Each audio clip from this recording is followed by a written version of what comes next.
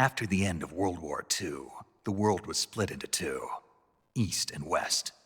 This marked the beginning of the era called the Cold War.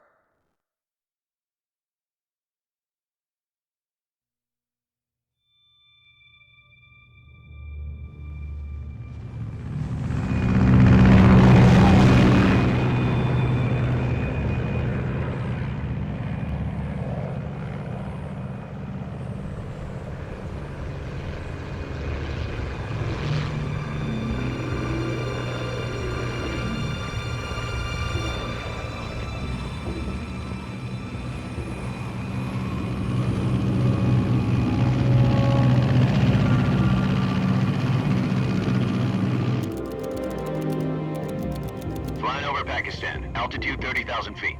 Approaching Soviet airspace. 20 minutes to drop off. Commencing internal depressurization. Equipment check. Arm main parachute. All right. You ready to go? Drop zone still showing a high pressure mass. Cav okay. Good. We've got high visibility.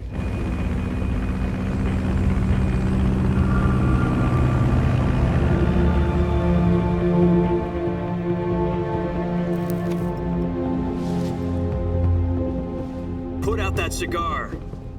Connecting oxygen hose to interior connector. Put on your mask.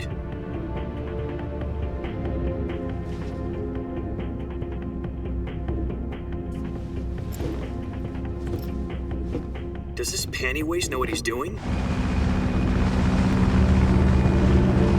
Approaching release point. 10 minutes to drop off. Hey, are you deaf? He said put out the cigar and put on your mask.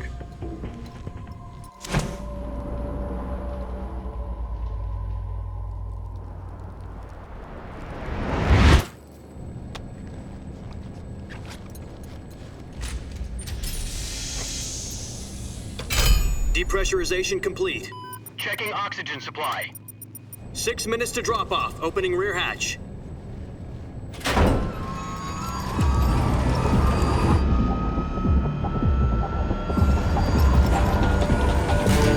Sunrise.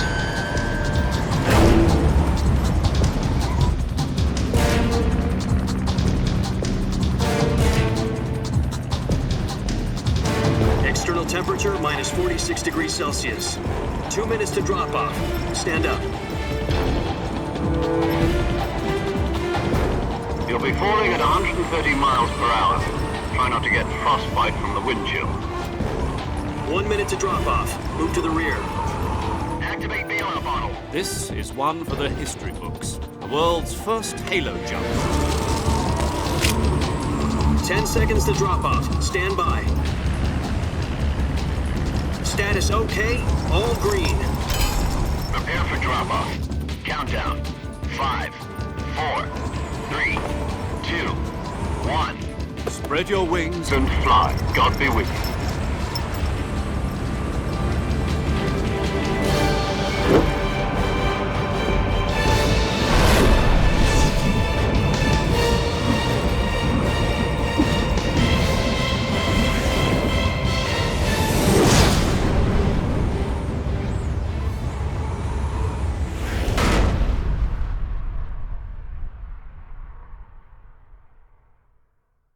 Jack, I've got some important news. The head of the CIA has finally given us the green light for the Virtuous Mission. Virtual Mission?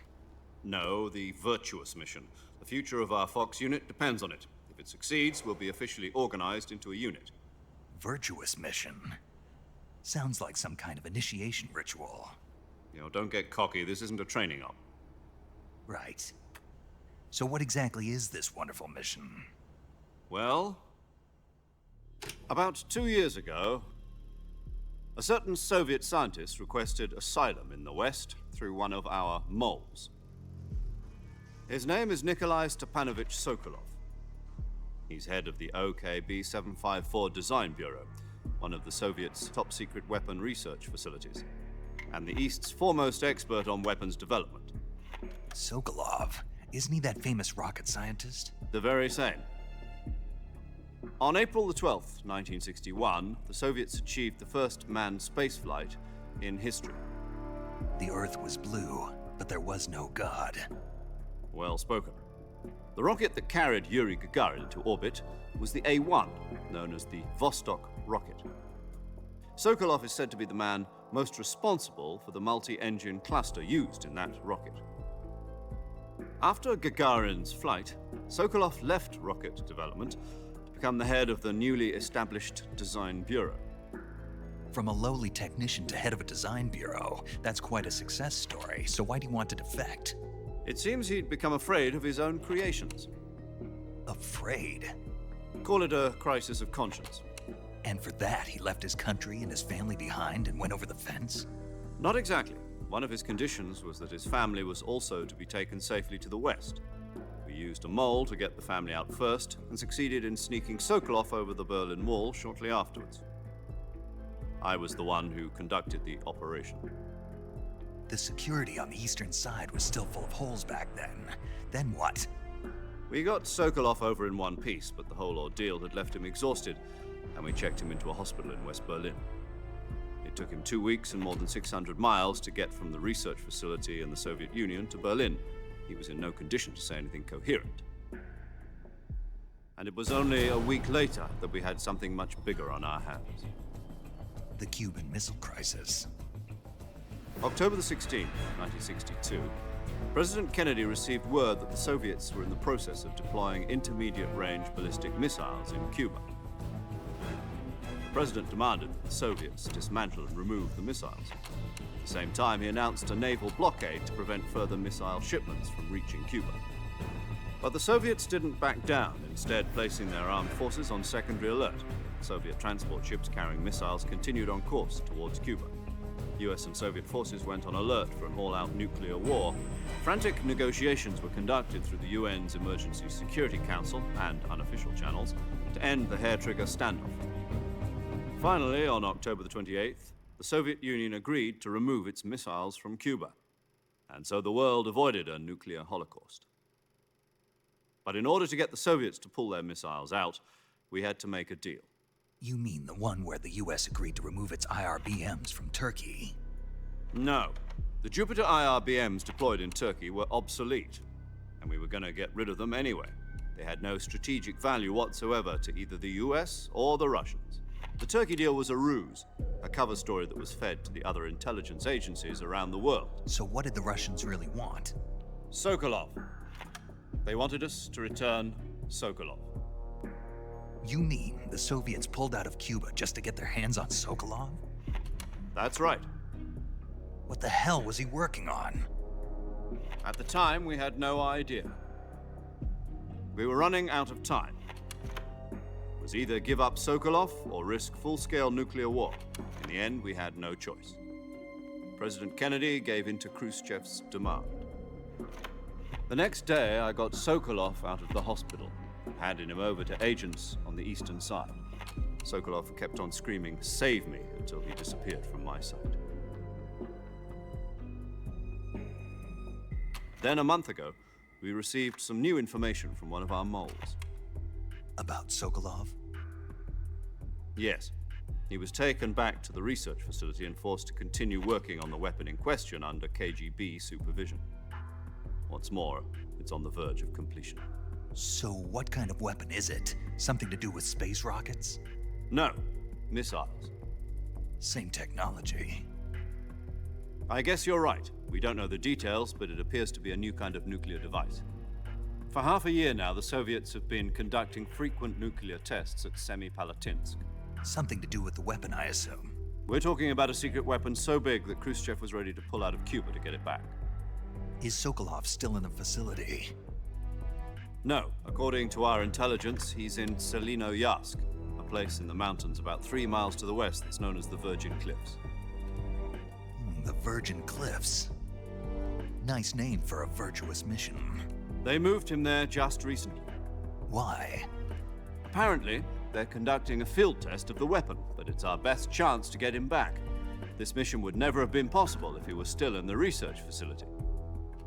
This is our last chance. Sokolov must have known that too when he contacted us.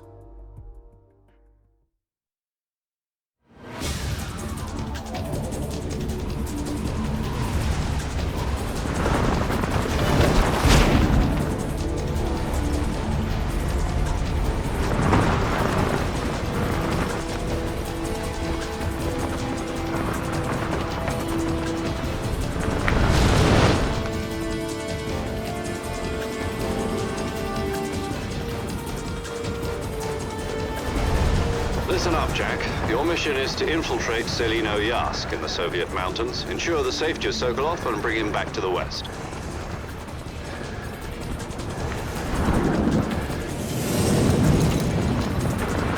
If we don't get Sokolov back before that weapon is complete, we'll be facing a major crisis. The clock is ticking.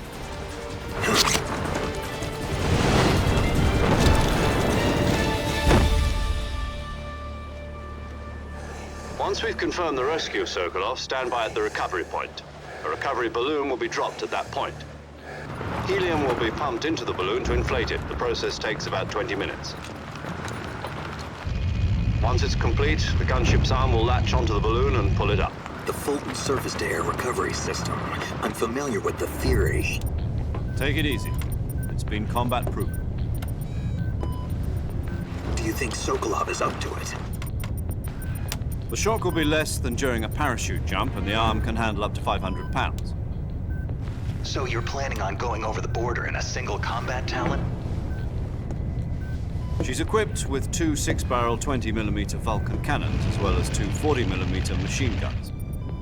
Sounds like she could hold her own against a battalion of tanks. Even with the fuel in the reserve tank, we're facing a 4-hour time limit. If all goes well, it shouldn't take more than a few hours. Home in time for dinner. But if anything goes wrong, you'll be eating dinner, breakfast, and all the rest of your meals in the jungle.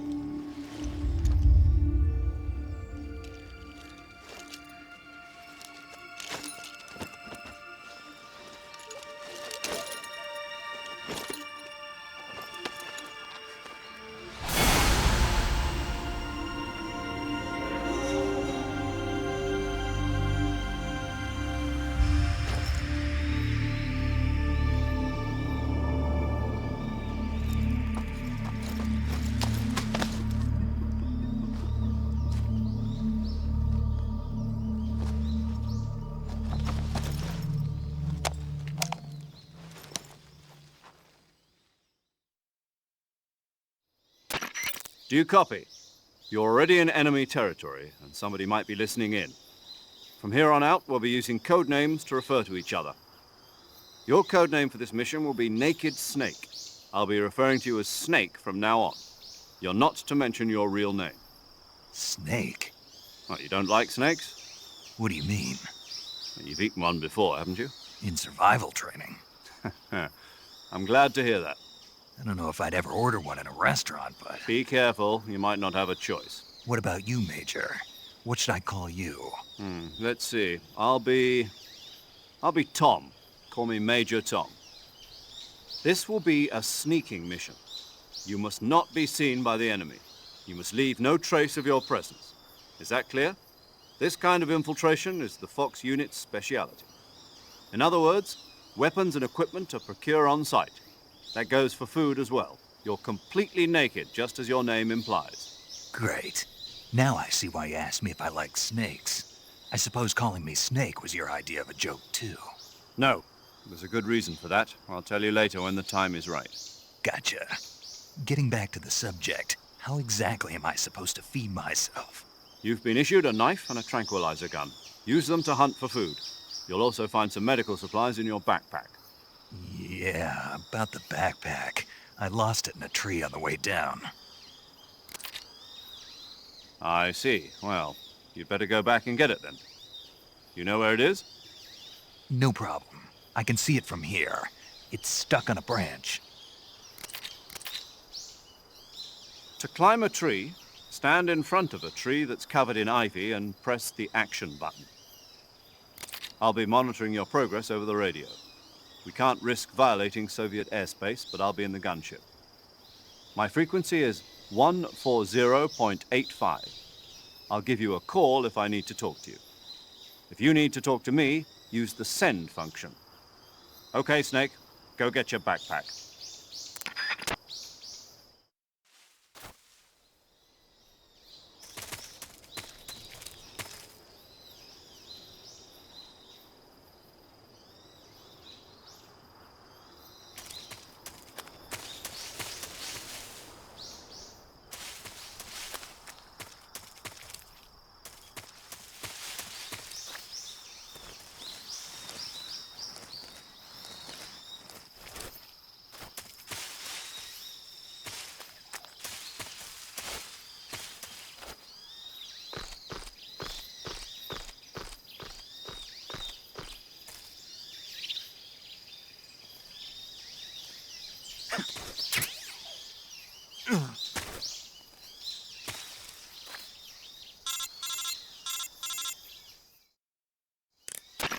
I see you've retrieved your backpack, Snake. To equip a weapon, it's necessary to take it out of your backpack. In the survival viewer, choose Weapon from the backpack. Your available weapons will be displayed in a window in the upper left. From that list, choose the weapon you want to equip and press the Enter button.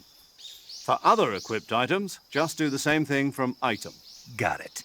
Use the survival viewer backpack. Yep, that's right. Survival is fundamental to this mission.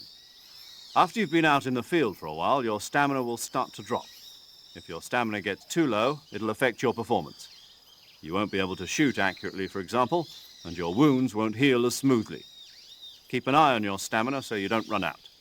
To recover lost stamina, you can hunt for local flora and fauna. You can use either your tranquilizer gun or your knife to hunt. My only weapon is a Mark 22 Hush Puppy tranquilizer gun? That's right. It's been fitted with its own suppressor. However, the suppressor will deteriorate every time you fire. Once its durability reaches 0, the noise suppression effect will be gone. So don't get too trigger-happy with it. The suppressor's durability is shown in the icon. Any weapons and equipment beyond what you're carrying now, you'll have to find as you go. I have to find my own weapons and equipment? Whose crazy idea was this anyway? Solo covert actions are standard Fox operating procedure. You can't leave any traces of your presence. No weapons, equipment, footprints, sweat, or bodily waste. The same goes for bullets and cartridges, too. Your presence in enemy territory is already a violation of international conventions of warfare. There aren't supposed to be any American soldiers in Russia. It could spark an international incident. You can't let anyone see you. You can't let the enemy know you're there. This is a stealth mission. You're a ghost, Snake, in every sense of the word. And there'll be no rescue if you're captured. The military and US government will deny any involvement in the affair. Then I'll just have to take care of myself, huh? I'm afraid so. You've been given a fake death pill for that purpose. SIS guidelines stipulate that soldiers on covert ops like this one be issued a potassium cyanide capsule. Tape it to your body so you can take it when you need to. How generous of you. Use it if you're taken prisoner by the enemy. It'll send you into a state of false death for a short time. Fooling them into thinking that I'm really dead. So how do I come back to life? Just take the revival pill. You mean that thing they put in my tooth before the mission? That's the one. But be careful. If you remain in a state of false death for too long, nothing will be able to bring you back. Remember that. I'll keep it in mind. You said this was a solo mission, right? Right. I guess that means I can't count on any reinforcements. Correct. The mission rests entirely in your hands. A real one-man army. Relax. There's a support team ready to back you up over the radio. Who? I'll introduce them to you. This time, survival is of utmost importance. The first member of the support team will be in charge of monitoring your physical condition, acting as a medic, so to speak, as well as recording your mission data. She's a member of Fox as well, and she's here on the gunship with me. She? Hello, Snake. I'm paramedic. Nice to meet you. Paramedic. As in a medic who comes in by parachute. Aren't you going to tell me your real name? Are you going to tell me yours, Mr. Snake? My name, huh? It's John Doe. And they call you Jack for short. You're a regular Captain Nemo. A name means nothing on the battlefield. After a week, no one has a name. What's your name? Jane Doe. Very funny. I wasn't joking, but I'll tell you my name only if you manage to make it back alive. My frequency is 145.73. She's also in charge of recording your mission data. Whenever you want to save, send a message over the reserved save frequency, 140.96. So saving lets me record my mission data. That's right. It also records the state of your health. Good to know. There's one more person I want to introduce you to, Snake. Huh? Speaking of snakes, you remember the boss, don't you? A legendary soldier and your mentor. Actually, it was the boss that got the DCI's authorization in the first place. She's going to be serving as Fox's mission advisor. Boss is? She also helped me plan this mission. She and I were at SAS together. Jack, is that you? How many years has it been? Boss? That's right. It's me. Talk to me. Let me hear your voice. It's been 5 years, 72 days, and 18 hours. You've lost weight. You can tell just by the sound of my voice. Of course I can. I know all about you. Really? Well, I don't know anything about you. What's that supposed to mean? Why'd you disappear on me all of a sudden? I was on a top-secret mission. You didn't need me anymore. But there were still so many things I wanted you to teach me. No, I taught you everything you needed to know about fighting techniques. I taught you all I could. The rest you needed to learn on your own. Techniques, sure. But what about how to think like a soldier? How to think like a soldier? I can't teach you that. A soldier needs to be strong in spirit, body, and technique. And the only thing you can learn from someone else is technique. In fact, technique doesn't even matter. What's most important is spirit. Spirit and body are like two sides of a single coin. They're the same thing. I can't teach you how to think. You'll just have to figure it out for yourself. Listen to me, Jack. Just because soldiers are on the same side right now doesn't mean they always will be. Having personal feelings about your comrades is one of the worst sins you can commit. Politics determine who you face on the battlefield. And politics are a living thing. They change along with the times. Yesterday's good might be tomorrow's evil. Is that why you abandoned me? No, it had nothing to do with you. I already told you, Jack. I was on a top-secret mission. A soldier has to follow whatever orders he's given. It's not his place to question why. But you're looking for a reason to fight. You're a natural-born fighter, but you're not quite a soldier. A soldier is a political tool, nothing more. That's doubly true if he's a career soldier. Right and wrong have no place in his mission. He has no enemies and no friends. Only the mission. You follow the orders you're given. That's what being a soldier is. I do whatever I have to get the job done. I don't think about politics. That's not the same thing. Sooner or later, your conscience is going to bother you. In the end, you have to choose whether you're going to live as a soldier or just another man with a gun. There's a saying in the Orient, loyalty to the end. Do you know what it means? Being patriotic. It means devoting yourself to your country. I follow the president and the top brass. I'm ready to die for them if necessary. The president and the top brass won't be there forever. Once their terms are up, others will take their place. I follow the will of the leader, no matter who's in charge. People aren't the ones who dictate the missions. Then who does? The times. People's values change over time, and so do the leaders of a country. So there's no such thing as an enemy in absolute terms. The enemies we fight are only enemies in relative terms, constantly changing with the times. As long as we have loyalty to the end, there's no point in believing in anything, even in those we love. And that's the way a soldier's supposed to think? The only thing we can believe in with absolute certainty is the mission, Jack. All right, but do me a favor. What is it? Call me Snake. Snake. Oh, right. Your code name is Snake. It suits you well. That's right. The legendary unit that the boss put together during World War II was a snake. The Cobra unit, a group of heroes that brought the war to an end and saved the world. As long as you've got a legendary hero backing you up, you'll be fine. Isn't that right, Snake? Yeah, I can't think of anyone else I'd rather have with me. Oh, and one more thing, boss. Yes? It's good to hear your voice again. Same here. After all, who knows if either of us will make it out alive? Snake, you are always best at urban warfare and infiltrating buildings. But this is the jungle. Survival is going to be key. Those CQC techniques I taught you are sure to come in handy. CQC? Close quarters combat, huh? I've been in the Green Berets for the past few years. I'm probably pretty rusty. Not to worry. I'll be here to help you remember. After all, this is your first actual survival mission. I'll be supporting you over the radio. Where are you, boss? Next to the Major?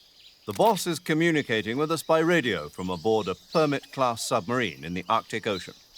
My frequency is 141.80. Call me if you need my advice on battle techniques. Gotcha. Your mission is to retrieve Dr. Sokolov. Dr. Sokolov is being held in an abandoned factory located to the north of your current position. Avoid heavy combat and don't let anyone see you. Don't forget that this is a stealth mission. Snake, try to remember some of the basics of CQC.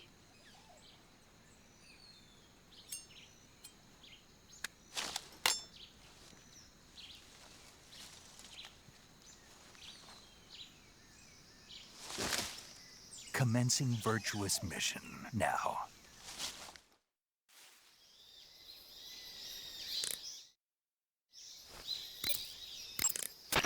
Sokolov should be at the abandoned factory to the north, so head in that direction. Snake, intelligence indicates that that area is outside the enemy's cordon, so you shouldn't have any unexpected encounters with enemy patrols. I think it will be a good idea to take this time to get accustomed to using your camouflage, hunting for food, and navigating the survival viewer.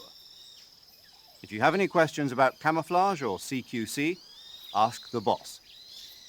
The boss's frequency is 141.80. Paramedic is the medical correspondent for this mission. Ask her about hunting for food and medical treatment. Also, she has documents detailing flora and fauna in the operation locale.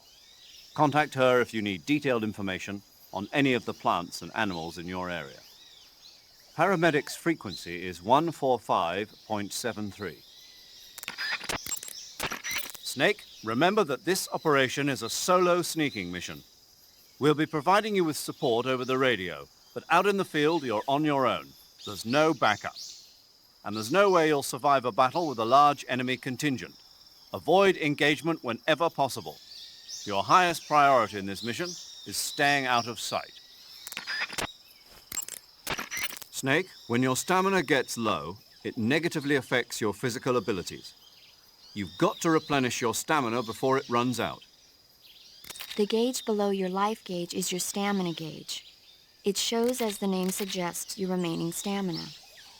As you consume stamina, your natural life regeneration is slowed and your hands shake more. Your O2 gauge and grip gauge also become shorter. Excessively low stamina can often impede your mission objectives. Make sure you replenish stamina before that occurs. Eat food to recover stamina. Capture plants and animals to get food. I have information on the local plants and animals, so don't hesitate to ask. My frequency is 145.73. Your actions can lower your stamina. The more demanding the activity, the more stamina consumed. Exactly. Walking slowly will conserve stamina, while actions like rolling, crawling, and stalking consume large amounts of it. Try your best to avoid unnecessary actions in order to conserve stamina. Snake, use the survival viewer to pick your camouflage, treat wounds, and eat food. Ask the boss or paramedic about the details. The boss's frequency is 141.80. Major, What is it? It's about your code name. Major Tom? Yeah, where'd you get that name? From a tunnel. A tunnel? That's right. Snake, have you seen the movie The Great Escape? No. It's a movie about a determined group of Allied POWs trapped in a German POW camp who plan an escape. The POWs dig 3 tunnels for their escape. They named them Dick, Harry, and Tom. I see. So Tom was an escape tunnel. Did they make it? Out of the camp? Of course. One of the tunnels was even discovered before it was finished, but eventually they do make it out. I get it now. So Tom was the tunnel they used to escape. Yes, that's right. What is it? Well, actually, I'm not sure if I remember correctly. Major. Oh, it's all right. It's, Tom, Snake. Tom is the escape tunnel. Yes, no question about it. Snake, in order to carry out the mission without being spotted, you must learn to detect an approaching enemy well ahead of time. Press the first-person view button and use the first-person view to constantly check your surroundings as you proceed. Press the first-person view button to switch to the first-person view. In first-person view, you can look at your surroundings through your own eyes. The overhead view's range is limited.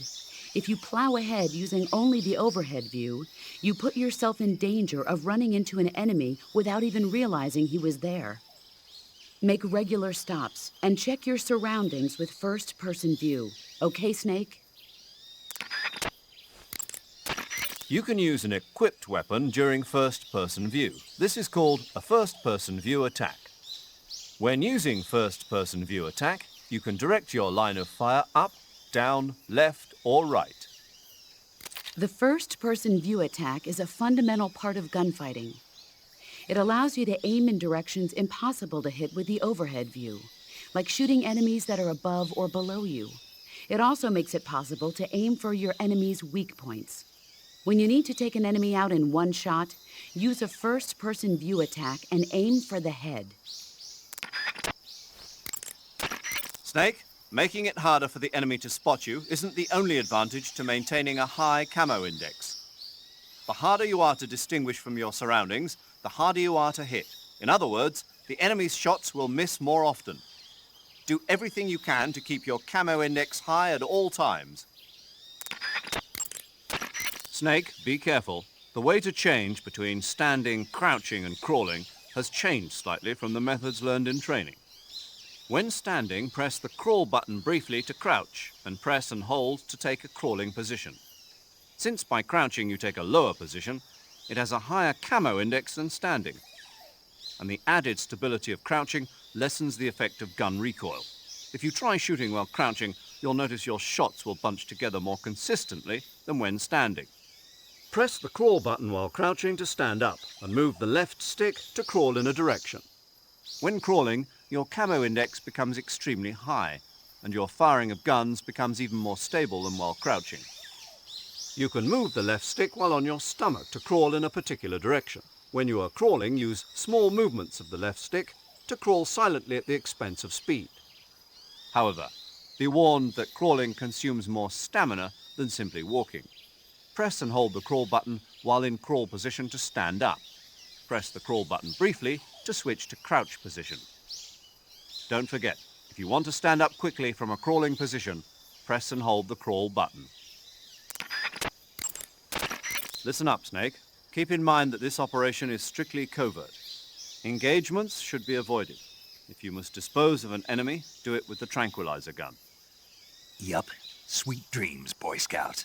That's right. And by the time he wakes up, you and Sokolov will be safely out of the country. Sipping hot coffee on a plane back home. What did you say? What did you say? Sipping hot coffee on a... You're gonna drink that foul mud? On the victory flight home? Okay, then. What would you drink? Tea, of course. Snake, the fake death and revival pills we gave you are the latest in internal medicines developed for intelligence ops by the CIA's technology division. You can use the fake death pill to send yourself into a death-like state for a limited period of time. Use it wisely, and you should be able to fool the enemy into thinking you're really dead. It may come in handy if you ever find yourself cornered.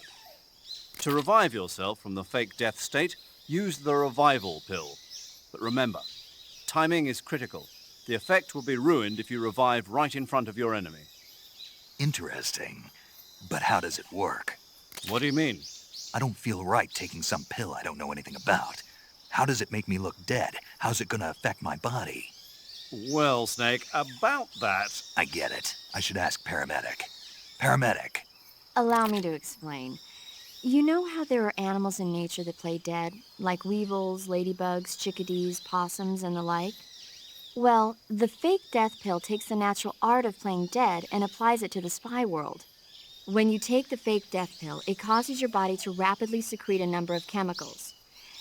Adenosine and serotonin, as well as opioid peptides, such as methionine and kephalin. Those chemicals act to induce a state of hibernation, causing your heart rate, your breathing rate, and your body temperature to drop dramatically. It'll truly look like you've dropped dead upon initial inspection. The revival pill, to put it simply, is a counteracting agent to the fake death pill. When you take it, it causes your body to secrete stimulants like noradrenaline and other chemicals such as naloxone, which block the effects of the fake death pill. Basically, it wakes you up. Does that help? Yeah. Okay, I'll try and explain it in more detail. The secretion of methionine and kephalin triggered by the fake death pill causes the opioid receptors. Oh, okay. I think I get it now. You sure? Yeah. But you must want to know a little bit more. There are 3 types of receptors: delta, kappa, and mu. Methionine and kephalin acts on the... Paramedic, I think Snake understands now. Isn't that right, Snake? Yeah. Clear as crystal. But... Major, I've got enough info about the pills, so I'm gonna get back to the mission now. Yes, you do that. Hey, wait a... When you're in the jungle, determining the position... Your sensors and other electronic devices cannot be used indefinitely. Snake, what do you do when you get a new weapon or item? I put it in my backpack first. But you know that you can't equip items that are still in your backpack, right? Yeah. The only things that can be equipped with the weapon and item window buttons are items on my person. Correct. If you want to equip an item, first you have to remove it from your backpack. To place a weapon on your person, go to the Survival Viewer, then Backpack, then select Weapon. A list of weapons will be shown in a window in the upper left. Select the weapon you wish to put on your person with the left stick and press the Enter button to remove the weapon from your backpack and equip it to your person. However, you can only carry so many weapons at once on your person. Put unnecessary weapons back into your backpack. Select a weapon on your person from the weapon list and press the Enter button to put that weapon into your backpack. Your situation determines what weapons are most useful. Consider this when choosing which weapons to put on your person. Okay, Snake? Major, what kind of place is this secret design bureau that Sokolov is heading? The Soviets have a number of secret design bureaus like this one, each engaged in cutting-edge research. OKB-1, the bureau where the Voskhod spacecraft was developed and which plays a leading role in the Soviet space program, is one of those installations. Most of them are located in secret cities built in isolated areas, and we don't even know their exact locations, much less the nature of their research. And Sokolov's OKB-754 is the most secret bureau of them all. The intelligence communities of the West have tried time and again to find out what they're working on, but they've failed consistently. So you have absolutely no idea what Sokolov is developing? We've got nothing. Then how did you get the information for this mission? It can't have been from Sokolov. From the boss. The boss? That's right. She has her own intelligence channels that she cultivated during the last war. She shared what she learned with us. That we were able to get the green light for this mission at all is thanks to her pull with the powers that be at the CIA. In other words, this mission would never have come together without the boss's help in a number of respects. Snake, aiming your gun during first-person view is a bit... In the 2 years since Sokolov's asylum operation, I've spent all my time making preparations. And now is the time to show some results. Fox is a next-generation espionage organization designed to update us for 21st century operations that I propose to the CIA. Fox sends individuals who excel in espionage and special tactics on solo sneaking missions like this one. A next-generation unit that combines the skills of Special Forces units like the SAS and Green Berets with the know-how of an infiltration and espionage unit. Military politics never was my strong suit. What I'm trying to say is stealth. This is a stealth mission, crucial to the coming Cold War. The CIA director has always frowned upon Fox, but if this mission succeeds, Fox will be added to the CIA as an official unit. I intend to make Fox the leader in special operations. And to that end, this mission must succeed. Right. I'm counting on you, Snake. Snake, the Soviet troops are not your only enemies. How do you mean? Nature. Boss? Poisonous snakes, scorpions, crocodiles, hornets. There are dozens of dangerous life forms living in Selino-Yarsk. There are even poisonous mushrooms and frogs, and other plants and animals that you must not eat. In order to survive in nature, you have to know nature. Paramedic has information on the flora and fauna in each area. Ask her for the details. Paramedic's frequency is 145.73. Snake, I don't recommend running around wildly. You need to determine when it's best to run and when it's best just to walk. Move the left sticks. Snake, there are other ways to recover your stamina besides... In most areas outdoors... Major, tell me about Sokolov's past work. I assume you already know that Sokolov was the developer of the multi-engine cluster. The multi-engine cluster is exactly that, a system for fitting a single rocket with multiple engines. The Vostok rocket, for instance, had 32 engines. With the technology they had, it was difficult for the Soviets to develop large engines with massive thrust. So instead, they decided to focus on using multiple smaller engines to achieve the desired thrust. With this method, though, maintaining the fuel balance between the various engines was a major problem. Sokolov was the man who provided the solution. And that's what earned him the job as the head of the design bureau? Apparently so. So this secret weapon is some kind of ballistic device? Well, that's my best guess. We don't know for sure, but... You'll find out soon as I get Sokolov out of here. I'm counting on you. With an equipped weapon, the degree to which you move the left... Part of your mission is to demonstrate to the brass the core concepts behind Fox. Leave no evidence. That's the essence of Fox. And avoid engagement with the enemy. Understood. Not only that, I mean leave nothing behind, including weapons, equipment, footprints, sweat, even bodily waste. Yeah, when I do my business, I bury it good. What? What's wrong? That's the American way. American way for what? To handle defecation. You're gonna bury it? Yeah. Bring it home with you. What? That's what we did in SAS. The US Army is sloppy. They do things well, but not perfectly. Here in Fox, we're doing things my way. Got it? Yes, sir. Snake, if you step in any water or mud, your feet will get wet. If you walk like that, you'll leave footprints behind and the enemy may follow them straight to you. Try to avoid... Equip food as a... Snake, the Mark 22 is a tranquilizer gun. Use it to put enemies to sleep without harming them. The speed with which the tranquilizer... Major, didn't you say that the boss was in the SAS with you?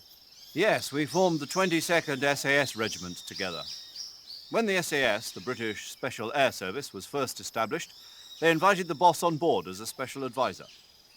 In fact, you might say it was the boss who put together Rayforce and L Detachment, which laid the groundwork for today's SAS. You won't find her name in the history books, but her contributions were many and great. Yeah, the real heroes are never made public. Not in our line of work, anyway. The dummy run on Heliopolis and the nighttime raids on German air bases in North Africa were her idea as well. Yes, She was always one step ahead of the rest of us, both in thought and action. It's true what they say. Who dares wins. The motto of the SAS. Precisely. The motto itself is a tribute to her service. Needless to say, the SAS has become a model for special forces units all over the world. In that sense, the boss really is the mother of special forces. Snake, let me explain the enemy's various states of alert. First of all, there's the state in which the enemy... After you've grabbed an enemy, press the crawl button during... Snake, remember that the suppressor is a limit... Major, what about my code name? You mean Naked Snake? Yeah, what does it mean? It's because snakes slither through the grass unnoticed to those around them. No, I mean the naked part. It means without embellishment, devoid of a specified quality. In other words, basic. Why's that my code name? I explained that the Virtuous Mission is designed to test the effectiveness of Fox, right? Right. And the procedure used for this mission will represent the modus operandi of Fox for future missions. In other words... The essence of Fox. Naked and pure. Exactly. And there's the fact that you went in practically naked. No weapons, no equipment. I see. Means more than I realized. Yes, clever, isn't it? But don't leave yourself naked to the enemy. Roger that. Snake, I've completed the double check on the Fulton recovery system. Any problems? None. Leave your recovery to us. Excellent. I suppose I should explain the procedure once more before the actual maneuver. No. I see. Well, the Fulton recovery system allows for rapid recovery of personnel from enemy territory, and it's perfect for these kinds of special operations. Basically, how it works is the plane flies by and snags a nylon lift line that the soldier has grabbed onto, and that's been elevated by a balloon. The Fulton recovery system was first designed in the 1940s as a method of picking up mail for the American Postal Service. During the Korean War, that system was redesigned to recover personnel. JAC, an ancillary organization to the CIA... Yes, good old JAC. It stands for Joint Advisory Commission Korea. Isn't that something? So, JAC first used the Fulton surface-to-air recovery system to extract agents from North Korea and mainland China. Let's go over the procedure once more, to be on the safe side. First, the plane drops a canister about the size of a coffin to you. Inside, you'll find a balloon, a 1,500-foot cable, and a harness that attaches to your suit. Take the items out, attach the line to your suit, fill the balloon with helium, and send the line up. The plane will approach at 125 miles per hour. Snag the cable just below the balloon with a hook on the nose of the aircraft, and whisk you away. Assuming the pickup is successful, you'll be reeled in with a winch and pulled to safety into the rear of the aircraft. Got it? Snake? Yeah, I got it. I got it real good. Were you listening? Yeah. All right, then. You did an excellent halo jump. Not really. I didn't land in the right spot. A jumper who lost his pack on the first real halo jump. That'll make a good story for you. Who cares? There are no records of your operations. I know, but... What, you're embarrassed? No, I'm not embarrassed. It's the boss, isn't it? What about the boss? Nothing, paramedic. Doesn't sound like nothing. Nothing to do with the boss, I mean. It has something to do with the boss, but you don't want to say so. Yeah, kinda. I understand, Snake. The boss has done a lot of work on the military study of halo jumps. And Snake here wanted to give a perfect performance on the first real jump, you know, to show respect to the mother of the technique. Major! Snake, I thought you were over and out. Wow, is that right? You got something to say. No, I bet you do. not really. I just think it's kind of sweet of you to think like that. I don't know whether to take that as a compliment or an insult. It's a compliment, Snake. So tell me, is it true? What? Not that. Is it true that the boss really worked on research for halo jumps? Oh, that. Yes, it's true. Halo stands for High Altitude Low Opening.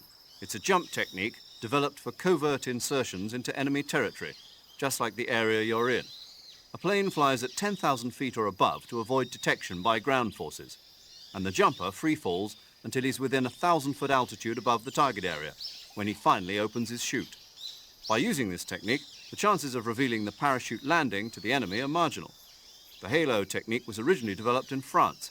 This was partly due to popularity of parachuting as a sport since the end of World War II. And the boss was an instructor for the research that was carried out there. In 1957, at the JFK Special Operations Center at Fort Bragg, the boss was invited to instruct at the first ever US military halo school. Of course, none of this is on the record, but she's the mother of modern-day special forces.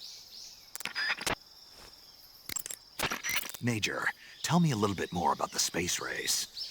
In 1957, the Soviet Union succeeded in launching their first artificial satellite, Sputnik, into orbit. Having been beaten to the chase by the Soviets, the US government accelerated its own space program in an effort to catch up. The following year, the space development programs of the various service branches were united to form the National Aeronautics and Space Administration, or NASA. That same year, the Mercury program was launched with the goal of putting a man into space. 7 candidates were chosen from the military as the first astronauts. These were the men with the right stuff. But as you know, it was a Soviet cosmonaut, Yuri Gagarin, who made the first successful manned spaceflight 3 years ago. NASA's first successful ballistic flight came 1 month after Gagarin's mission, with the Freedom 7 carrying Alan Shepard into space. After that, with America still lagging behind the Soviets in orbital flight, President Kennedy made a momentous decision: that America would put a man on the moon before the end of the decade. Yeah, I heard that speech, but a lot of guys I knew weren't real happy about it. They said no one was going to make them go on a mission to blow up some damn moon base. But rocket research and missile research are closely related. Imagine, if you will, a Soviet Union able to send wave after wave of nuclear missiles raining down on Washington from a base on the surface of the moon. Even if that's still a long way from reality, if we lose the initiative, we may never get it back. We're left with no choice but to keep moving forward one step at a time. The Gemini program, launched 2 years ago, represents the initial step towards establishing a moon base. And yet, I don't want to call President Kennedy a liar, but I simply can't imagine that in 6 years man will have reached the moon. I don't know. I never even thought we'd make it up into space. I guess it all depends on whether you have the will to make it happen. Perhaps you're right. Camouflage is an indispensable tool when you're sneaking through the jungle. To use camouflage, first press the Start button to go to the Survival viewer. Then select Camouflage and press the Enter button. Select Uniform to select Battle Fatigues, and Face to select Face Paint. Choose battle fatigues that match the surrounding environment. The most effective camouflage is attained by selecting fatigues that blend in with the environment. Camouflage patterns that stand out in your surroundings will attract attention. Visibility is poor in the jungle, so you'll be finding yourself in a lot of unexpected encounters. Naturally, this means that close quarters combat will be more important than ever. So I'll have plenty of chances to use CQC then. That's right. In proximity encounters, firing a gun isn't necessarily the best response to every situation. It's only one option among many. Rather than taking the time to draw, aim, and fire a gun, engaging your opponent in hand-to-hand combat can sometimes be a faster and more reliable way of subduing him. Besides, in a sneaking mission like this one, it's too dangerous to go around firing your gun. You'll end up revealing yourself to the enemy. Yeah, I know. You created CQC to deal with exactly this type of situation. With your help, of course. In a battle situation, you'll only have a split second to decide how to attack.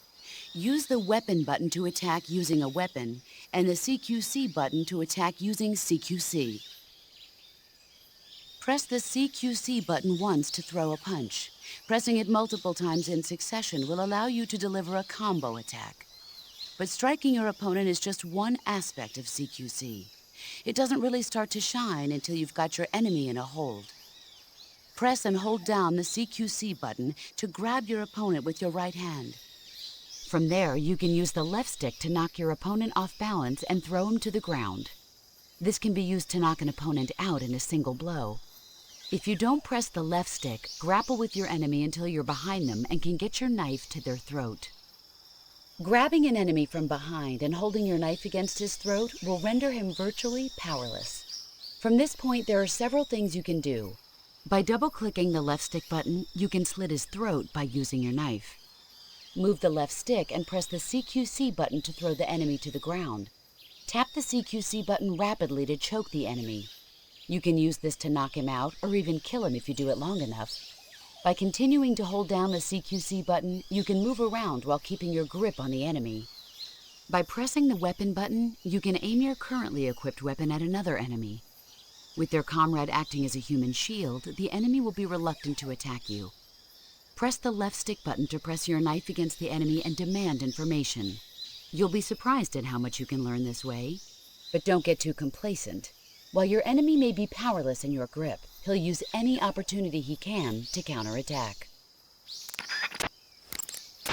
You can only use CQC to grab enemies when your right hand is free to grab and pull them toward you. In other words, when you're barehanded or equipped with a one-handed weapon like a survival knife or a handgun. You won't be able to grab hold of enemies when equipped with two-handed weapons, such as the assault rifle or weapons such as hand grenades that don't leave your right hand free to control the enemy. So in other words, I can't throw enemies with CQC when I'm holding an assault rifle or a hand grenade. Exactly. Don't forget it. I see you're wearing the olive drab uniform. Olive drab, or OD for short, is what you might call the pre-camouflage uniform. Plain-colored OD fatigues are still worn by infantry today, but they'll be replaced sooner or later by patterned camouflage. As you can see, it's got no colors or markings on it, so of course it won't make a very effective disguise. You should change into some other type of camouflage as soon as you can. The gun you're using is a test model of a suppressor-equipped pistol currently in development by the Navy that's been modified by the CIA into a tranquilizer gun. The suppressor-equipped pistol it's derived from is itself being developed for use by special forces based on the M39. The Mark 22. That's what they're going to call it if they decide to adopt it for official use. It uses a slide lock mechanism that will keep the firing sound down to a minimum. But I'll have to reload it by hand every time I fire, right? Right. You won't be able to fire multiple shots at once, so make every shot count. Aim for the enemy's vital spots. There's talk of designing the Mark 22 to accommodate special subsonic rounds, but for this mission, you'll be using specifically designed tranquilizer rounds. In a way, these tranquilizer rounds are like miniature syringes. When one of them strikes a target, the impact causes a needle contained within to shoot out. At the same time, chemicals inside the round are mixed to create a gas, which pushes the plunger and injects the tranquilizer into the target. You can knock out an enemy immediately by shooting them in the head, but if you shoot them in the arm or leg, the tranquilizing agent will take some time to set in. Aim carefully. Normally, you would ask a fellow soldier how well your camouflage is working. But this is a solo sneaking mission, so nobody out there is on your side. You have to determine how well your camouflage is working by yourself. Yeah, I know. Don't worry, that's what the camo index is for. The camo index tells you how well you've imitated the surroundings. The higher the index, the more well disguised you are. With a high enough camo index, you can even fool enemies inches away. If you are in an area where encounters are a high concern, keep your camo index high. Got it? In my day, I did my share of sneaking into enemy territory. You mean since World War II? Yeah, mostly snatch missions. Snatch mission. That's where you abduct an enemy officer without killing him, right? Right. That's where I got the original idea for CQC. In a snatch mission, taking out the target's escorts by shooting them is not an option. If the enemy hears the gunshot, they'll know there's an intruder and tighten security, and the target will sense danger and try to get away. You needed a way to take out the guards and secure the target without making a sound. That was the idea. The CQC style that you and I developed is based on the techniques I cultivated during those missions. So... First time I've heard this. Huh? You've never told me any of this before. I didn't? No. Why? Hmm. Why didn't you tell me this before?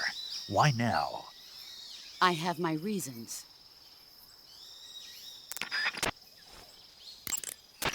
This is a solo sneaking mission. There's no one out there to support you. You'll need to be more than just a soldier. You'll have to be a medic, a pilot, and even a cook. You don't need to remind me. I'm glad to hear that. Glad to hear what? That you haven't changed a bit. Hmm? The truth is, you're nervous, aren't you? I'm not nervous. There's no need to be embarrassed. No one's ever attempted a mission like this before. In fact, you might say that getting nervous is the natural way to react. Relax. That's why you have the survival viewer. The survival viewer contains everything you'll need to stay alive in the field. Use camouflage to change your camouflage, backpack to select a weapon, food to eat, and cure to heal yourself. The map option lets you view the map, and the options function lets you change the settings to suit your individual style. The survival viewer is going to be your best friend in this mission, so learn to make the most of it. Choose battle fatigues that match the surround. Hunters have known about camouflage since ancient times. But it's only quite recently, since the 18th century, that it's been applied to military operations. The first camouflage introduced to the military was a solid-colored uniform designed to blend in with the battlefield. It was really more of a protective coloring than true camouflage. Camouflage in the modern sense of the word wasn't introduced until the First World War.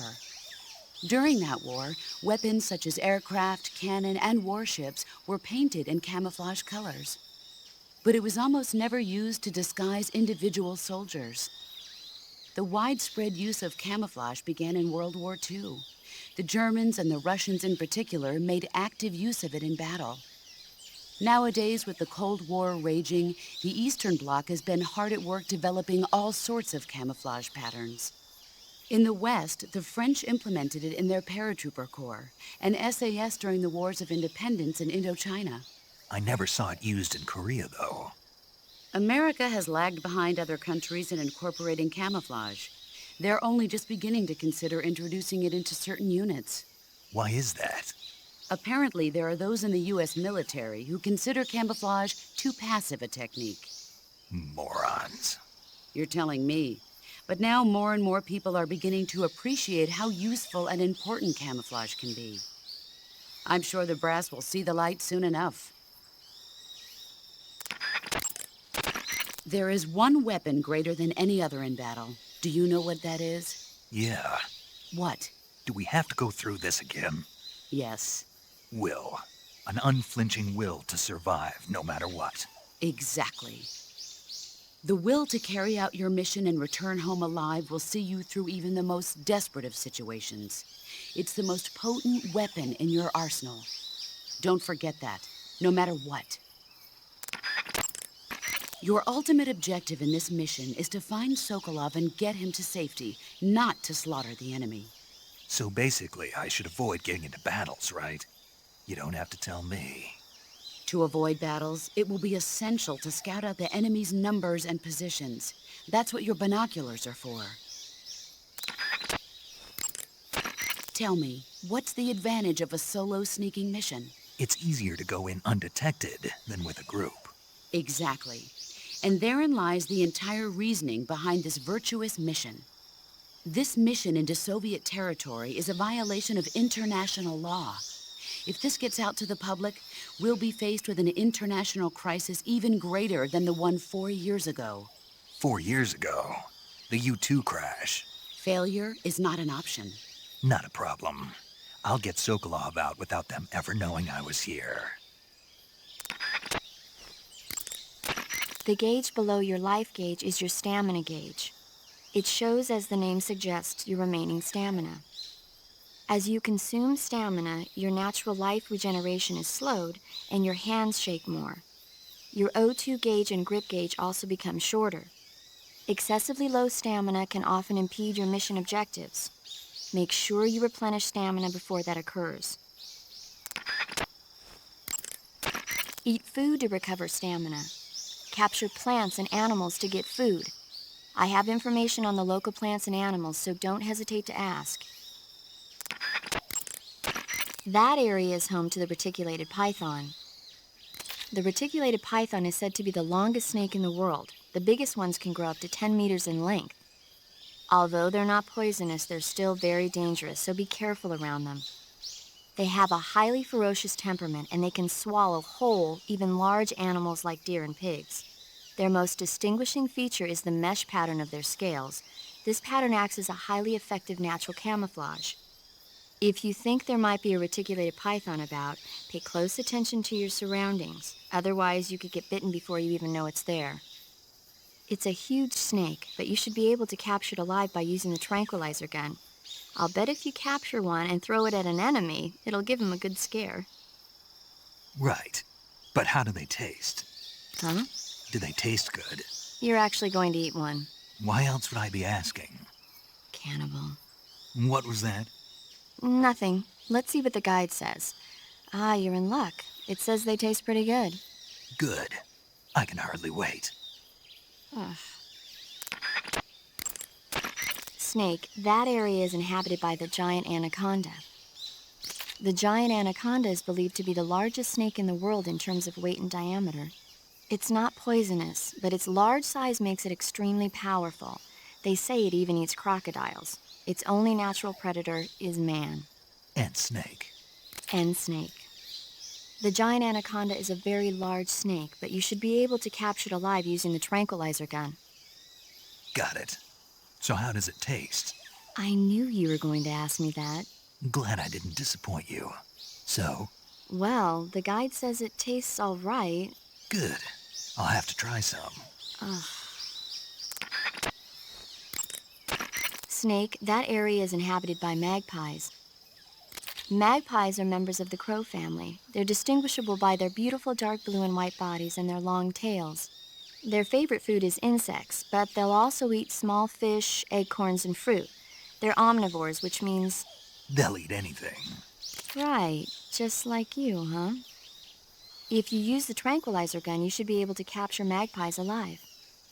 Okay. So how do they taste? You always ask me that. Naturally. So? I've never heard of anybody actually eating a magpie, but I suppose there's no reason you couldn't. You don't say. Oh. Snake, that area should be inhabited by tree frogs. The tree frog is a green frog that's found throughout Asia. It's arboreal, spending most of its time in shrubs and bushes. Use the tranquilizer gun to catch one alive. I bet you could scare an enemy good if you tossed one at him.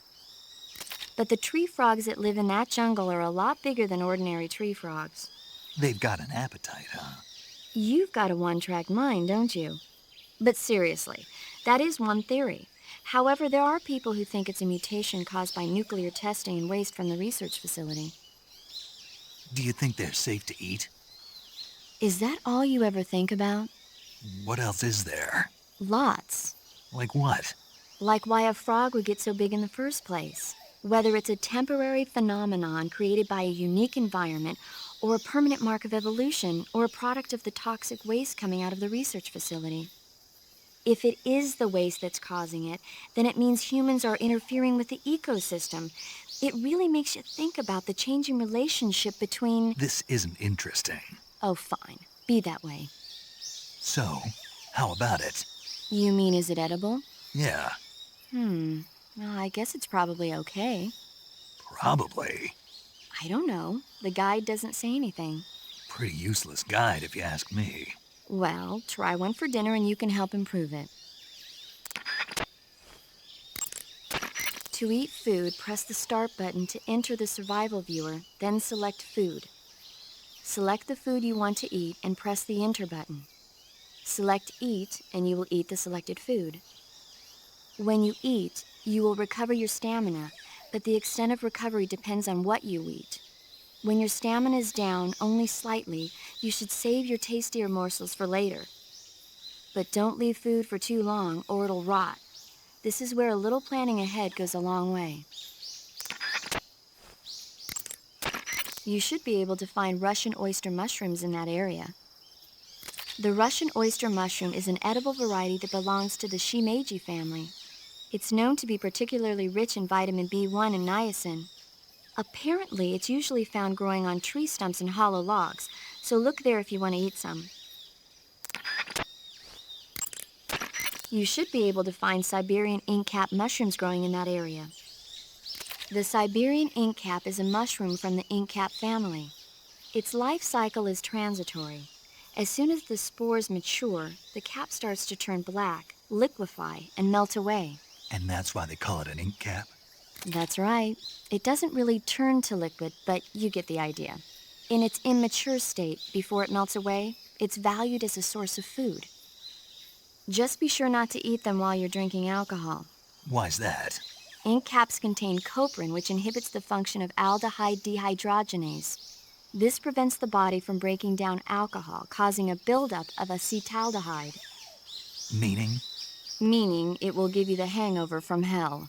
Oh. Wait a minute. What? You think I'd drink alcohol in the middle of a mission? Wouldn't you? Hell no. Well, I'm knocking a shot back now. What? Just teasing you. Uh, Oh, come on. Where's your sense of humor? I need a drink. A fruit called the Russian false mango grows in that area.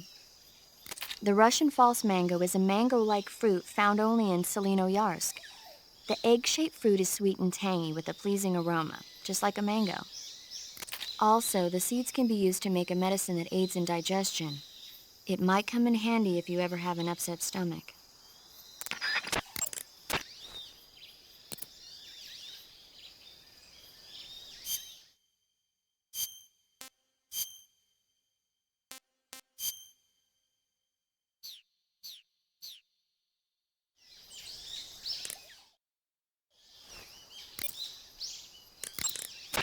I see you're wearing the tiger stripe camouflage. The tiger stripe pattern has been in use since 1959 among the South Vietnamese Marine Corps. But the pattern originated with the French. It's said that it developed out of the brushstroke pattern, also known as lizard camouflage. It provides some cover in trees and grass, but it's especially effective in earth and mud environments. You should find it useful when you're concealing yourself by crawling on the ground.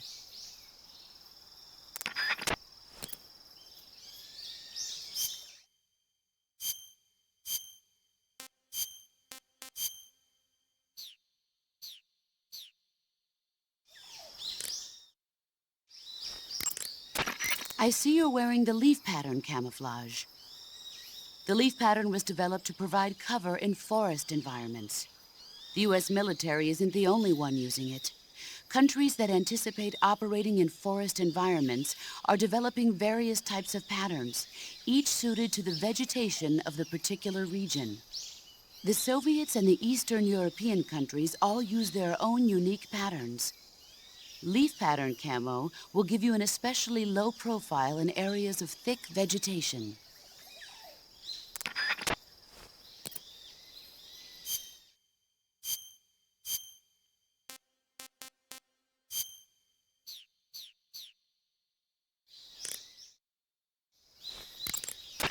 I see you're wearing the tree bark camouflage. The tree bark pattern was originally created for use by hunters. Unlike the somewhat abstract design seen in other patterns, tree bark is characterized by a design that resembles photographs of stumps and branches pasted together. It's especially good when you're pressed up against a tree.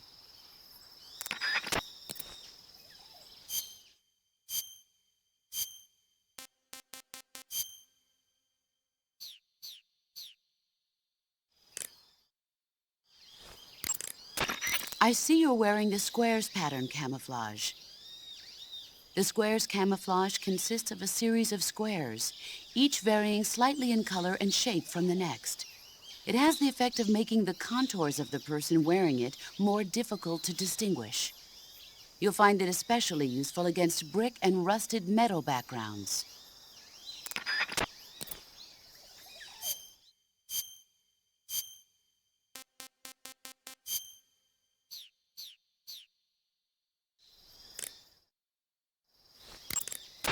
I see you're wearing the black camouflage. People tend to associate black camo with night operations, but that's not always the case. Wearing all black when you're out in the forest at night makes your silhouette darker and more prominent, and you end up standing out instead. To get the most out of your camouflage, it's essential to choose a pattern that matches your surroundings, even at night. Don't forget that.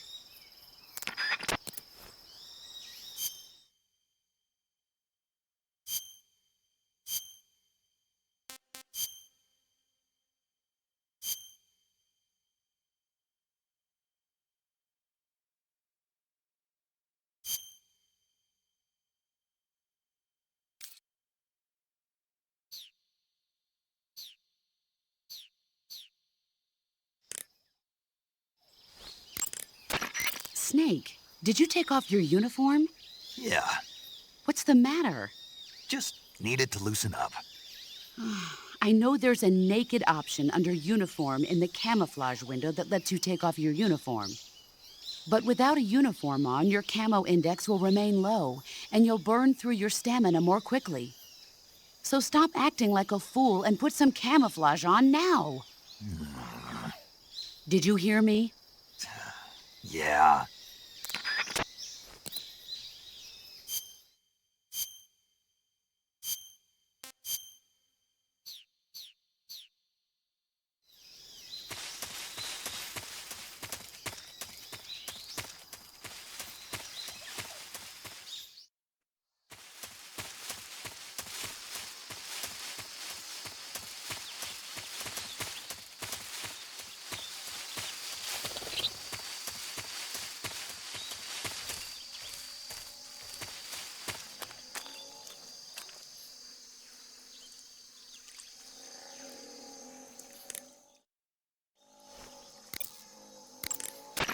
Snake, be careful of that swamp. What's dangerous about it? It's a bottomless swamp. A bottomless swamp. Yes. The mud in that swamp is highly viscous. It will stick to your body like tar. It will be impossible for you to swim. If you get swallowed by the bottomless swamp, you won't be able to escape on your own. Once you sink down to about head level, you'll be trapped for good. Make sure you get out before that happens. So, I have to make sure I don't sink too far. Got it. Snake, wait. There's more. Yes. What? Crocodiles. Crocodiles? Yes. Crocodiles. Like the reptile. That's correct. More accurately, they're Indian gavials. What are crocs doing deep in this forest? You'll have to ask Paramedic about that one. Paramedic? Yes. The Indian gavial is a crocodile that originally lived in freshwater regions in India and Nepal. Why are Indian crocodiles way out here? They're captive crocodiles that were brought here for research purposes but escaped and became wild again. Indian gavials are large creatures. Adult males grow to over 6 meters in length. You'll never catch one alive, even if you use the tranquilizer gun. Got it. So, how do they... Taste? Yes, I did look into that. You know what they always say. Tastes like chicken. Sounds delicious. But be careful when capturing an Indian gavial. Normally they're cowardly creatures, but the ones in the forest there are belligerent. Apparently they attack humans. What do you mean? They weren't the direct subject of any serious research, but some think they may have become violent as a side effect of the atomic research that was conducted nearby.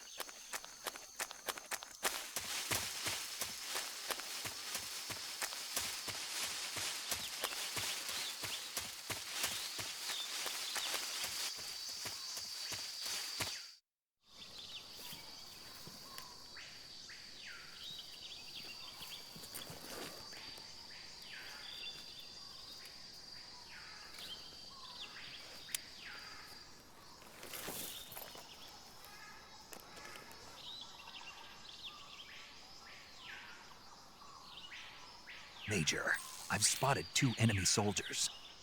They're probably KGB troops sent to guard Sokolov. AK-47s and grenades.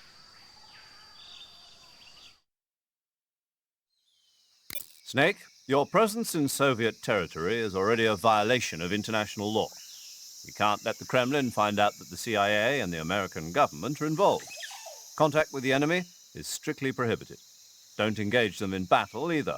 This is a stealth mission. Got that? The Major is right. The point of this mission is to sneak through the jungle without being seen. The success of the mission depends on how well you use your camouflage. Change your camouflage by selecting Camouflage from the Survival Viewer. The Uniform option lets you pick your uniform, while the Face option lets you change your face paint. Choosing camouflage that blends in with your surroundings will help you conceal yourself more effectively.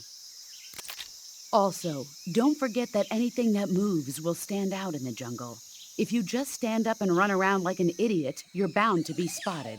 But if you crawl instead, you should be able to sneak by without being noticed. You can see how effective your camouflage is by looking at the Camo Index. The Camo Index shows how well your current camouflage blends in with the surrounding area. The higher the value, the harder you are to spot, and vice versa. The key is to make yourself one with nature. Keep that in mind as you go along, okay?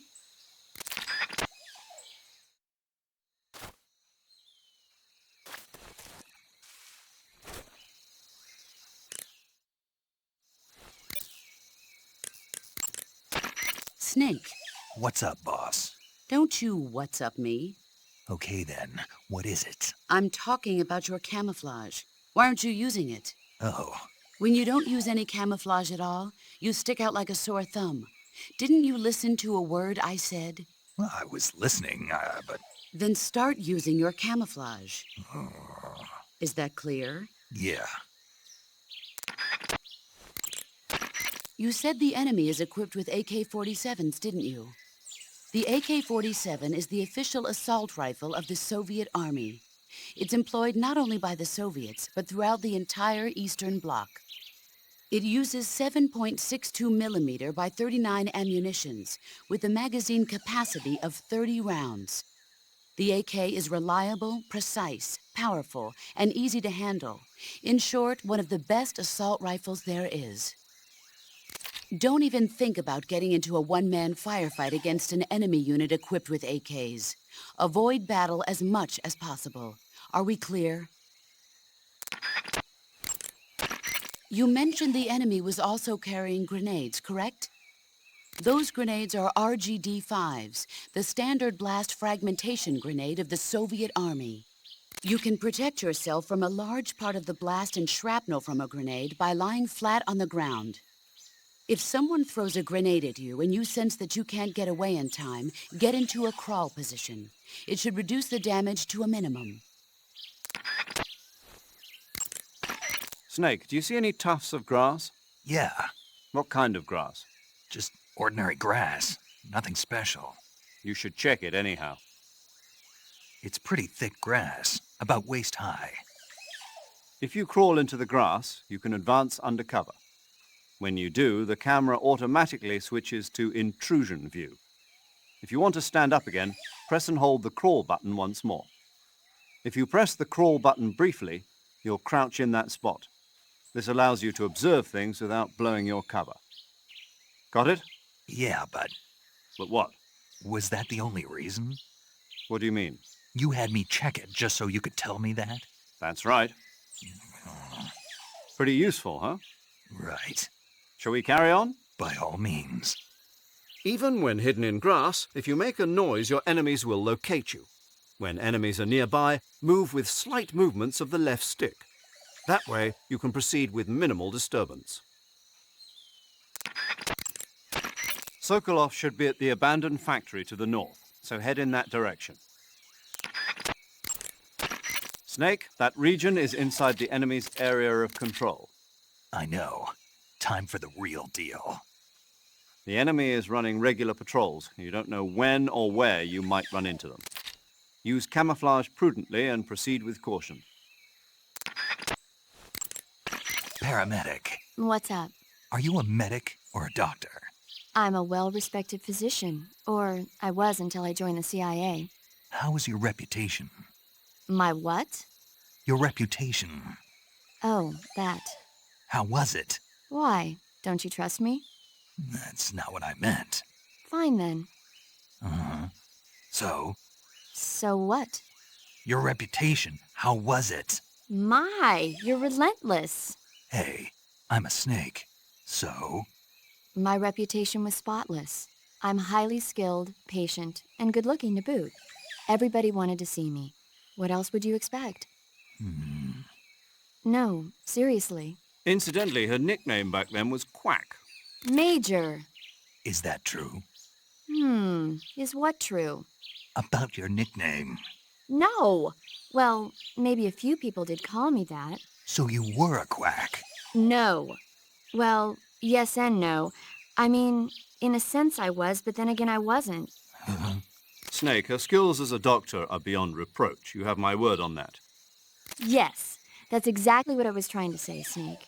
Then why did they call her quack? It's because she... Never mind that. It doesn't matter. We've got a job to do and we have to stay focused. Besides, my past doesn't have anything to do with the mission and... Because she never shuts up. Yes, that's it. No, that's not it. Snake, tell him that's not true. Say something. I'd better get back to the mission. Yes, you do that. Just a minute. Snake, don't you hang up on me. If you have any...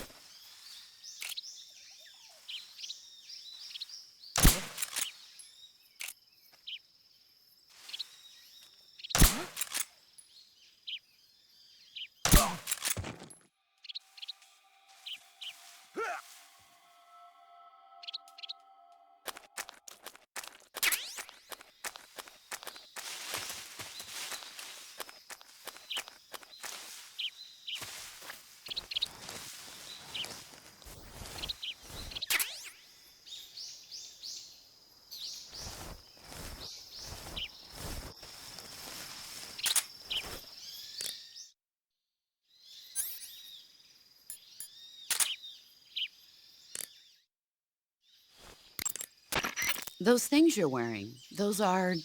Thermal goggles. Some kind of electronic gadget that shows the distribution of heat sources in image form. I know they're based on the same principle behind the FLIR system on gunships, but to think they actually made it small enough to carry with you. They're not just making good rockets, huh? Never underestimate the power of Soviet science. Tell me about it. In any case, those thermal goggles should allow you to easily see through enemy camouflage and spot traps. Just don't leave them on for too long, or you'll drain the batteries. Ah, you've got a directional microphone. The directional microphone is a high-performance listening device. When you equip it, you'll go into first-person view, where the microphone will pick up sounds in whichever direction it's facing. By pointing the microphone into the forest, you can sometimes hear the footsteps of enemy soldiers lurking beyond the trees.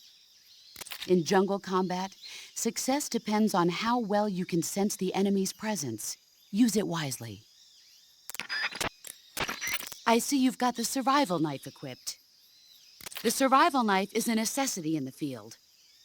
Press the weapon button to swing the knife. Press it repeatedly to perform a combo attack.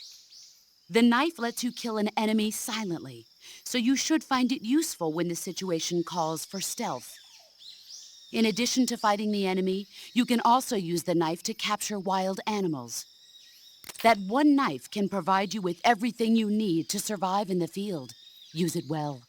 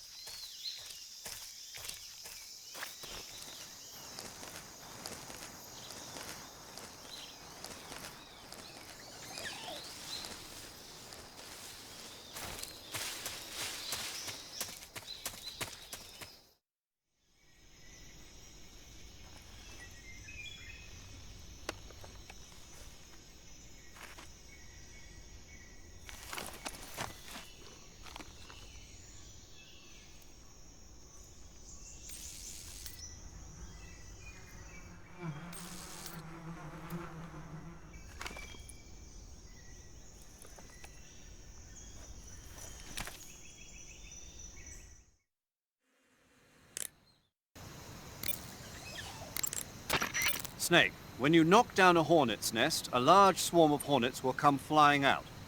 If used wisely, this can sow panic among the enemy, but if you're not careful, the hornets may end up attacking you. If you're attacked by hornets, wiggle the left stick around and wave your survival knife to shoo them away. Smoke is another useful tool in keeping hornets away. If you're attacked by hornets, I'd advise you to try using a smoke grenade. And if you use the insecticidal bug juice, the hornet should stay away as long as the effect lasts. Hornets are prone to becoming agitated and aggressive when they see the color black. Their attacks will be more vicious if you're wearing black clothes. If you're attacked by hornets, you should change into white clothes.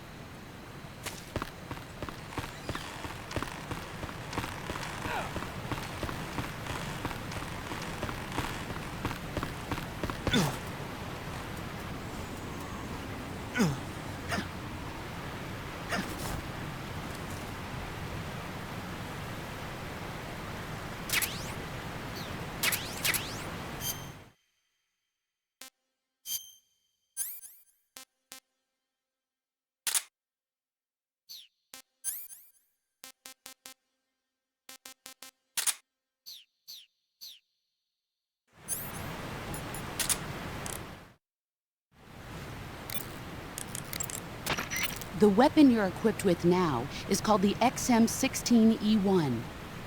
It's a new type of rifle currently being developed by the U.S. Army. If it's still in development, then what's it doing here? My guess is they captured it when it was being battle-tested in Southeast Asia. But the one you've got there is quite a bit different from the ones I've been hearing about. For one thing, it's camo painted, and it's fitted with a 3-shot burst mechanism. It even looks like you could attach a suppressor. All of these modifications are geared towards jungle combat. This doesn't look like the work of the Soviets.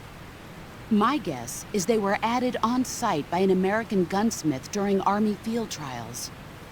Open the weapon window and press the Enter button to attach or remove the suppressor. Press the Action button to switch between semi-auto, full auto, and 3-shot burst modes. Make use of each of these functions as the situation warrants.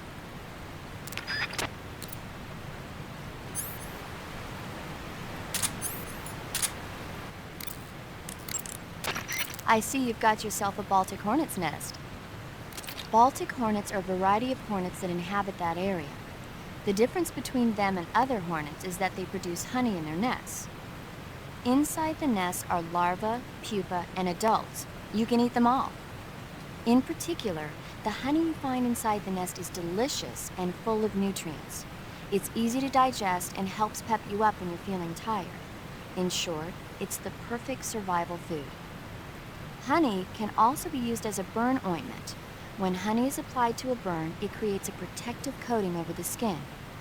When you knock down a hornet's nest, a burn ointment will appear along with it, so don't forget to pick it up. Of course, the hornets aren't going to give up their nest without a fight. If you knock a nest down, a large swarm of hornets will come flying out, so be careful. You'll find a fruit called the snake.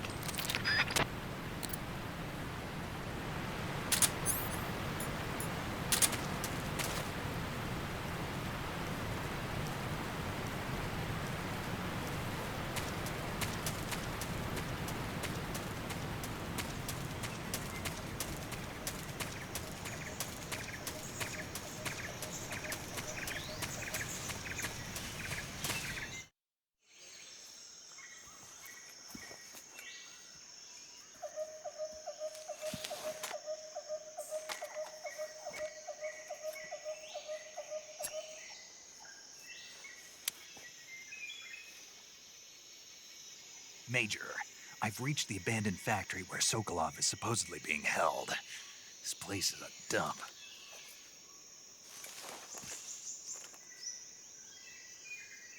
I can't see Sokolov from here. The security is pretty tight. There are sentries posted around the perimeter. I wonder how many are inside.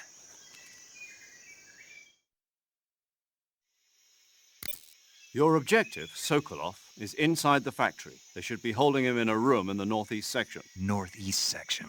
Got it. Be careful. Your mission is to bring Sokolov back alive. He must not be exposed to any kind of danger. And do not approach Sokolov while in the alert phase. Right. Oh, and one more thing, Snake. You mean there's more? No, it's just that when you get to Sokolov, I want you to tell him something from me. And that is? Sorry for being so late. Is that all? Yes. Understood. Beginning my approach to the target.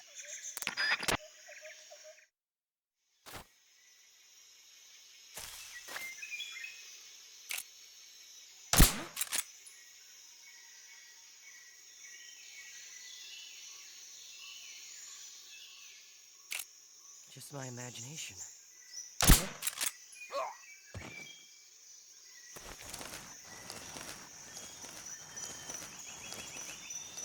Just my imagination.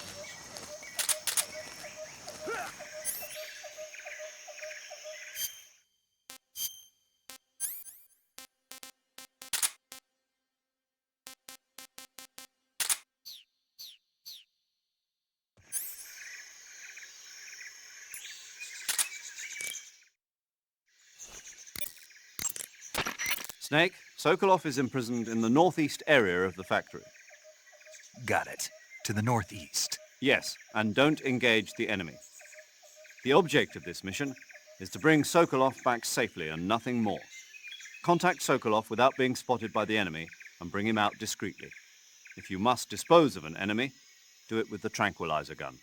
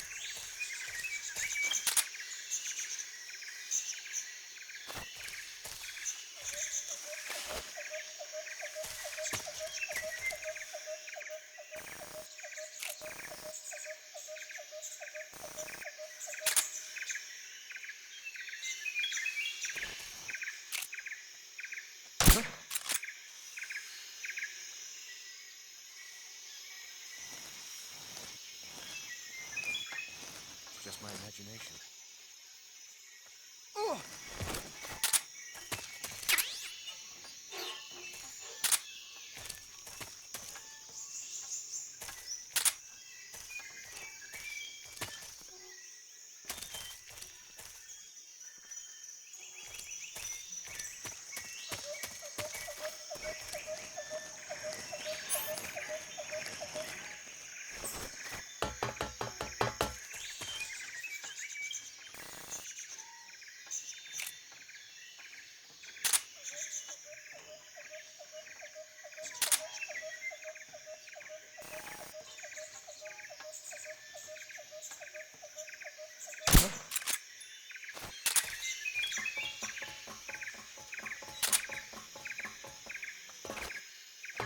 Just my imagination.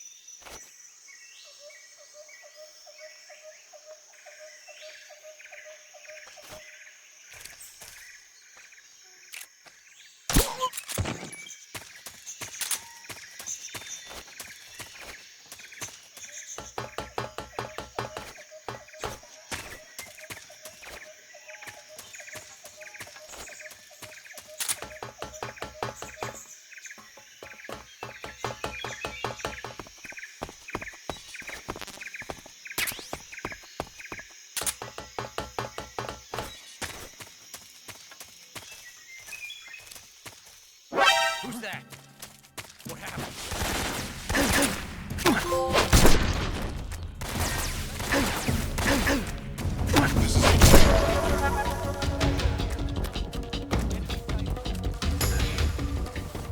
Acknowledged. Sending reinforcements.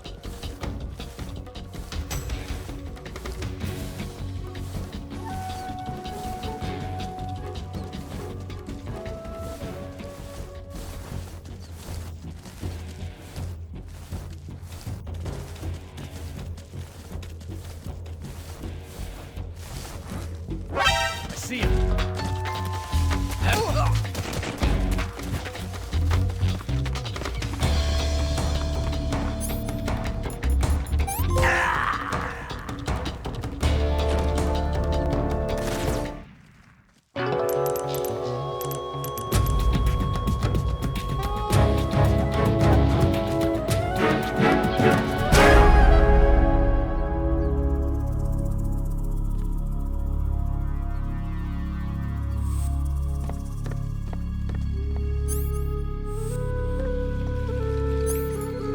What's wrong?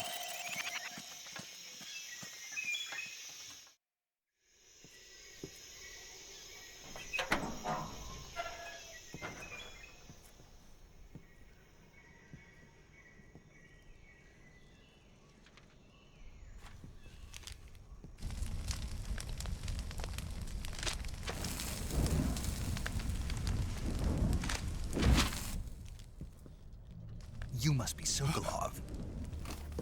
Are you one of Volgin's men? You'll never get it from me. No. I'm a CIA agent. I've come to escort you back to the other side of the Iron Curtain. You're CIA? Yeah. I was sent by Major Zero, the man who got you out 2 years ago. Zero? I have a message from him. What is it? He said to tell you sorry for being so late. Did he now? What does it mean? It means he's a man of his word. But we've got no time for this. You have to get me out of here before they arrive. Who's they? Colonel Volgin of Gru. You in the West know him as Thunderbolt. Thunderbolt? Never heard of him. He's a member of the Army's extremist faction, a man who seeks to seize control of the motherland. Ever since the Cuban Missile Crisis 2 years ago, Khrushchev has been pursuing a policy of peaceful coexistence with the West. Despite resistance and criticism from hawks in the army and the provincial authorities, Khrushchev has managed to suppress the opposition so far. But the failure of his agricultural policies has put him in a precarious position. And on top of that, the tragedy last November. President Kennedy's assassination. Precisely. In a sense, Khrushchev has lost his biggest partner, and his power base is rapidly crumbling away. A certain group is plotting to use this opportunity to seize power by rallying the anti-government forces, overthrowing Khrushchev, and installing Brezhnev and Kosygin in his place. The mastermind behind this plot is Colonel Volgin of the GRU. He has control over another secret weapons research facility much like this one, OKB-812, known as the Granin Design Bureau, and is using it to further his plans. But that is not enough to satisfy him. Now he's plotting to seize the secret weapon I have been developing here and use it as leverage in his bid for power.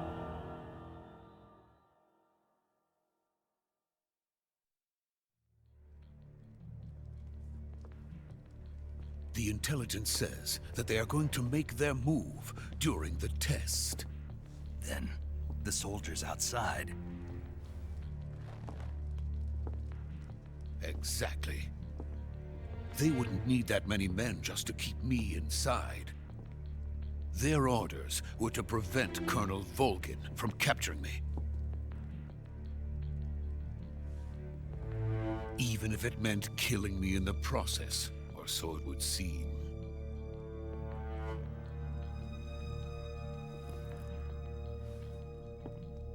Volgin will come. I'm sure of it. You must get me out of here before then. Leave it to me. By the way, your Russian is superb. Where did you learn to speak it? From my mentor. Is that so? America is truly a frightening country. Having second thoughts? No.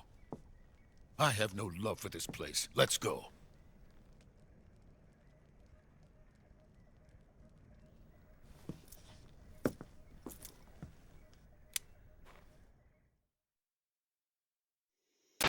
Major, this is Snake. Sokolov is safe with me. He's doing fine. No injuries. Good work, Snake. Now hurry up and get Sokolov to the recovery point. We'll rendezvous with you there. Roger. What about the sentries? I managed to get past them. I see. What about the boss? We lost contact with the boss some time ago. What happened?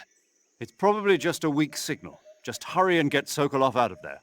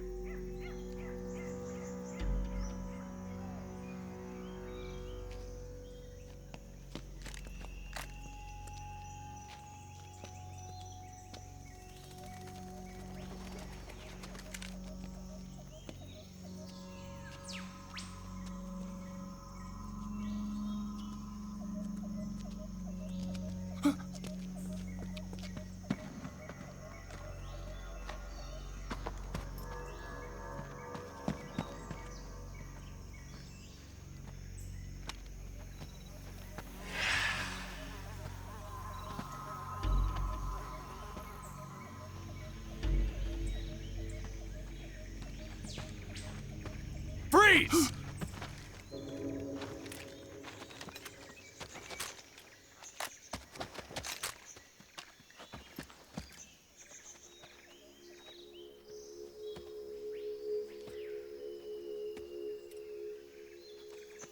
So this is the legendary boss. Huh?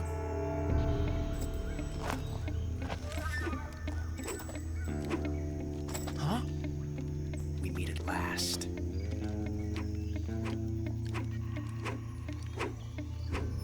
You're from the Ocelot unit of Spetsnaz. Huh. What's a GRU soldier doing here? Soldier?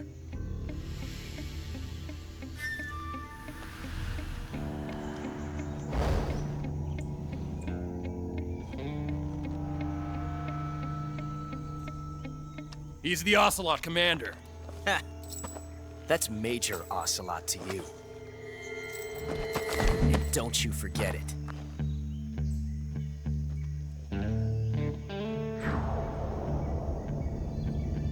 Sokolov is ours. Now get out of here. And Ocelot never lets his prey escape. What?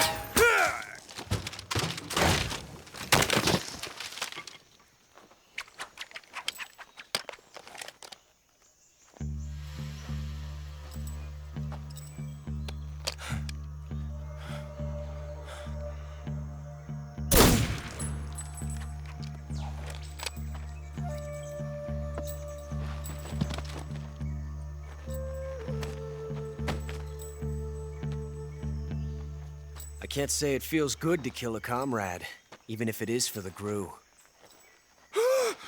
Sokolov, take cover.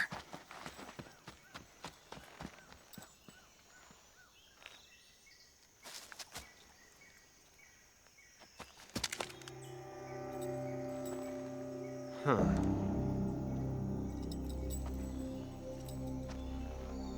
You're not the boss, are you?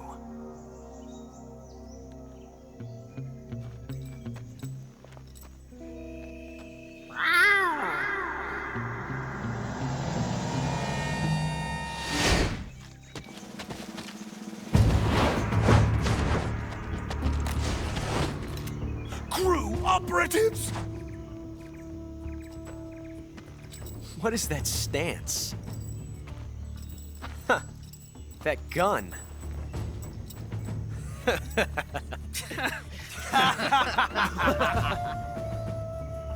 If you're not the boss, then die.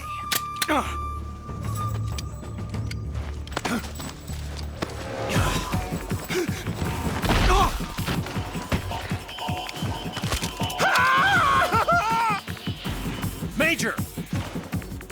Leave it! Shoot the other one! Whoa!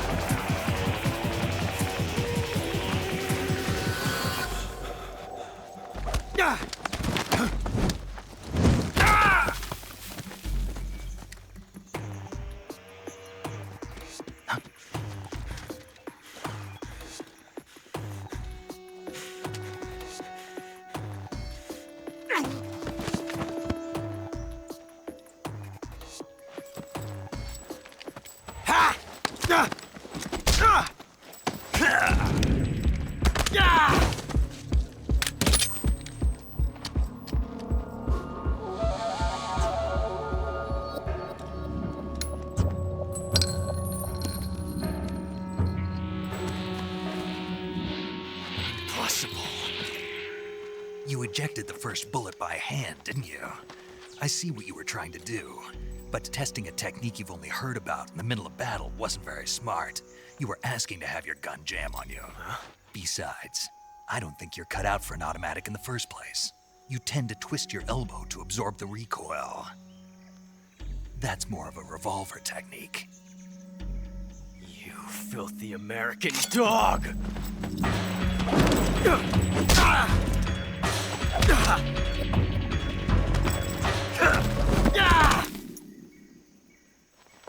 But that was some fancy shooting. You're pretty good. Pretty good.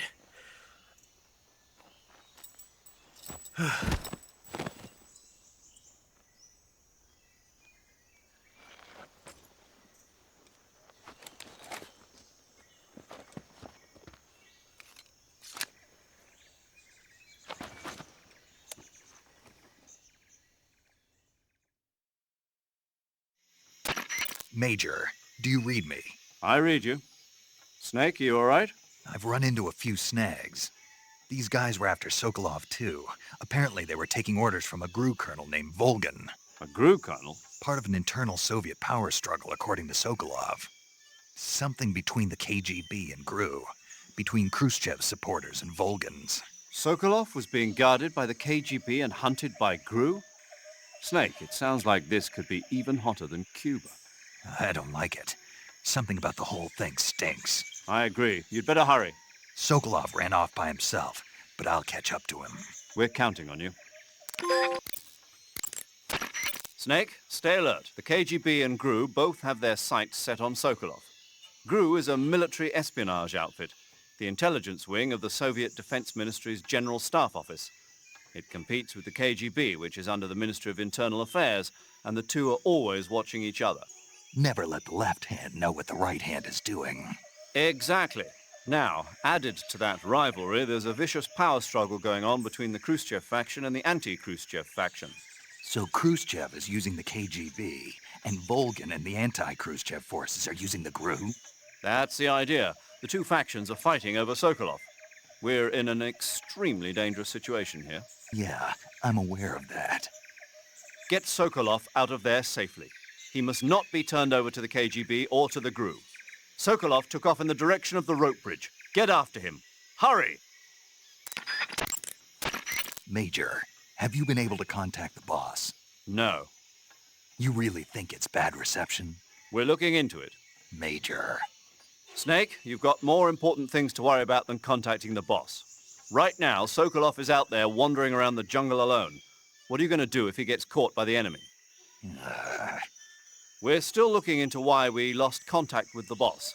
I'll let you know as soon as we find anything out. In the meantime, it's your job to find Sokolov and get him to safety. Got it? Major, do you know anything about this GRU colonel Sokolov was talking about? Yes. Who is he?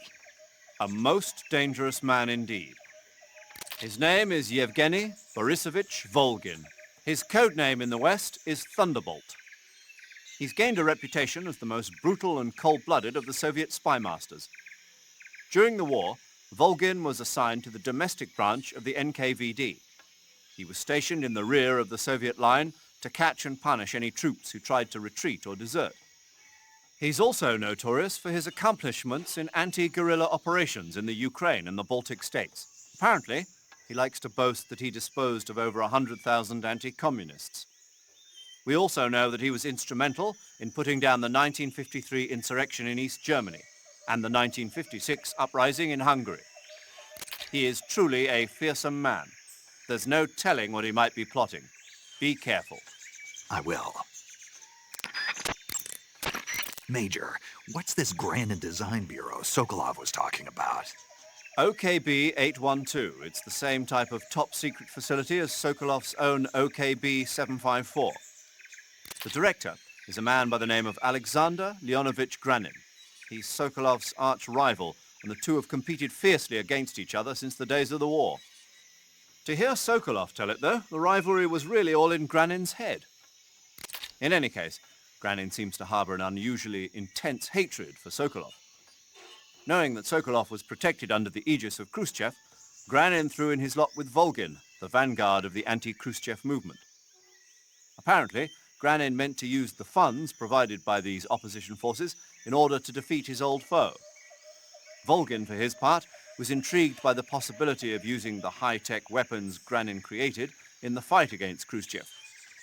Thus, the two formed an alliance, and Volgin took the Granin Design Bureau under his control. But now Volgan's got his sights set on Sokolov. Yes, it would seem that he and Granin aren't getting along so well after all. By the way, Snake, what were you doing back there? Back where? You were giving some kind of advice to a GRU commander, weren't you? Yeah? He's your enemy. What the hell were you thinking? Really? What was all that about doing the thing with your hand on the first round or whatever? Whenever he put a new clip in his gun, he'd always load the first round by hand, whether there was a round left in the chamber or not. It's a technique they teach in the Middle East. By making sure there's always a round in the chamber, you eliminate the risk of pulling the trigger with nothing to fire. He must have heard about it from someone or read it somewhere. In any case, he probably wanted to try it out for himself. And he was obviously motivated by vanity to show off his new technique. That's when you make mistakes. The battlefield is an unforgiving place. The only techniques you can rely on are the ones you've mastered through experience and practice. Uh-huh. And what were you saying about him being more suited to revolvers? When he fired, he was bending his elbow sharply to avoid the recoil. It looked like he wasn't aware he was doing it, but that habit can be either a fatal flaw or a gift. What do you mean? Automatic weapons use recoil to operate, so if you don't let the recoil hit you, it interferes with the operating cycle of the gun. Basically, he shouldn't be trying to avoid the impact like that. But with a revolver, there's no need to let the recoil hit you. Just the opposite. Avoiding the recoil lets you reduce the strain on your hand and arm. That kid might just be handy with a high-caliber revolver. Handy? Are you listening to yourself? What do you mean? He's the enemy. Why are you giving him advice? Snake. I don't know. For some reason, I couldn't help but point it out to him. Snake, are you all right? Yeah.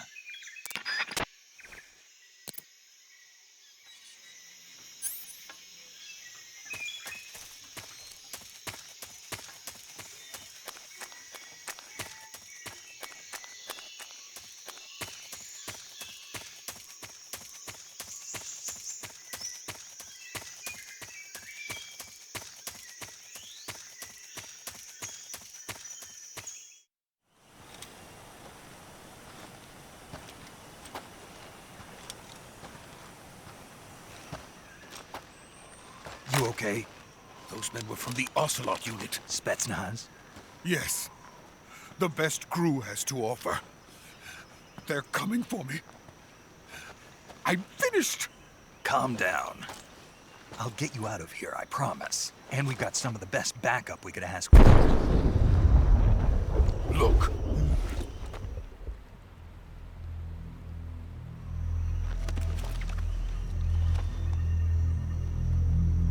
That's what they were making you build? Yes. The Shagohod. The treading behemoth. A tank capable of launching nuclear IRBMs. It can launch nuclear missiles from that kind of terrain? Oh, yes. And without support from friendly units. A nuclear-equipped tank capable of operating solo.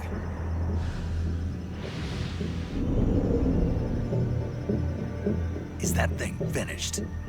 No. This is only the end of Phase 1. It won't be truly finished until we complete Phase 2. Phase 2? The weapon's true form. If it is completed and the Colonel gets his hands on it, it will mean the end of the Cold War. The end of the Cold War? Yes. And then the Age of Fear will truly begin. A world war? I had no choice but to cooperate. I didn't want to die. I wanted to see my wife and child again in America. Please, take me to America, quickly. They cannot complete it without my help. Got it. Let's go.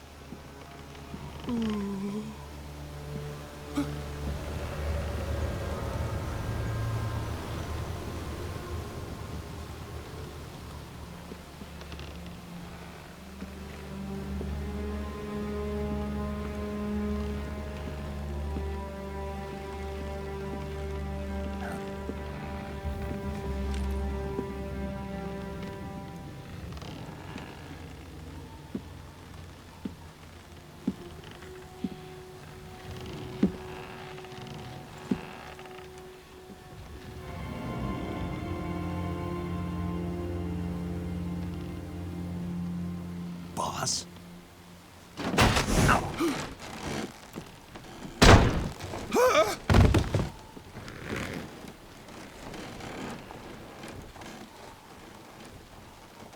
Good work, Jack. What are you doing here? Sokolov comes with me.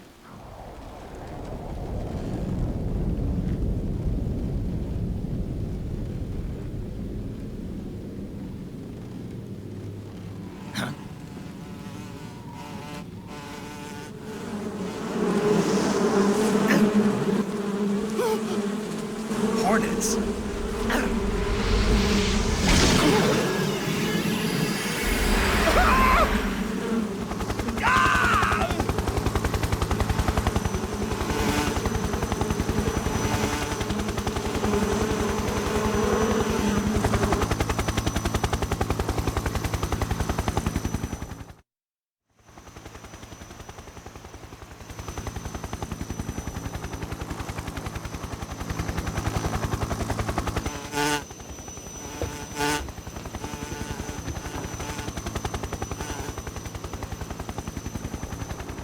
My friends, let us fight together again.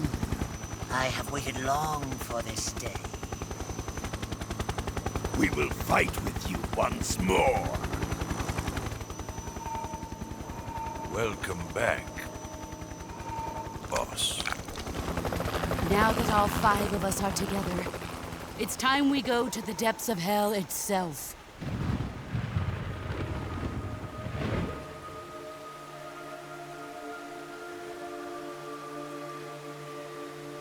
It's raining blood. Is he crying?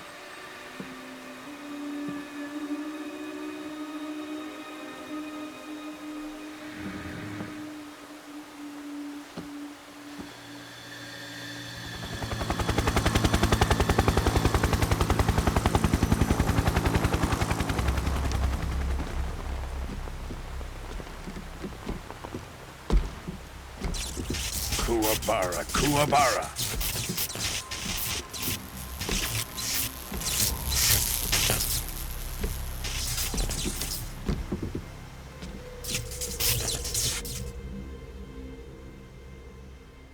Ah, what a joyful scene. Colonel Vogan.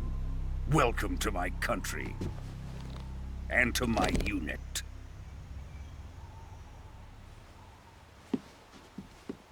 Boss, what is this? I'm defecting to the Soviet Union. Sokolov is a little gift from my new hosts. Recoilless nuclear warheads.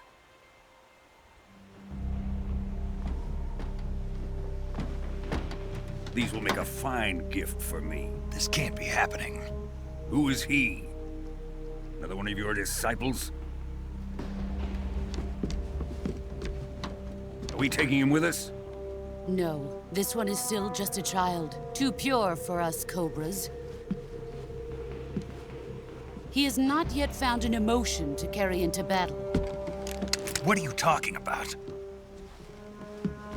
Think you can pull the trigger?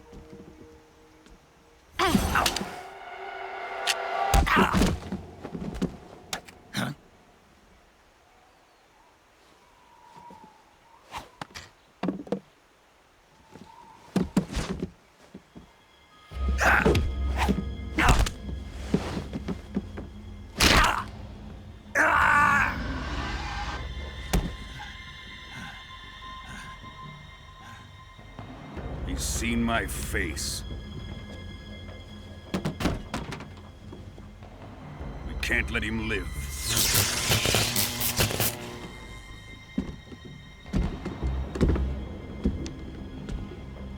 Khrushchev finds out about this, we're finished.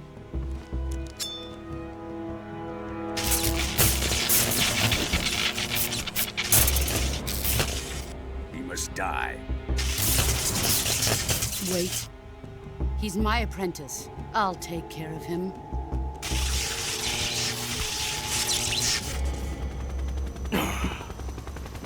Jack, you can't come with us.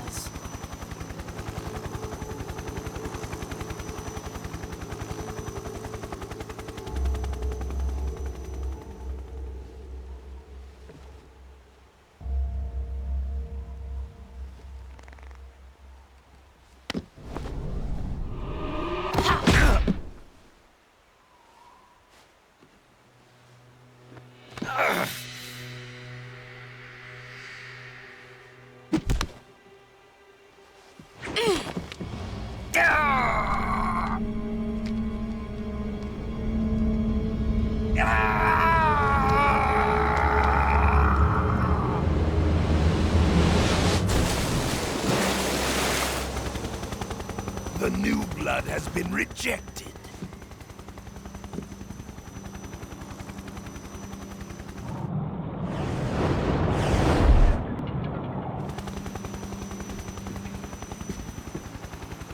Are we done here?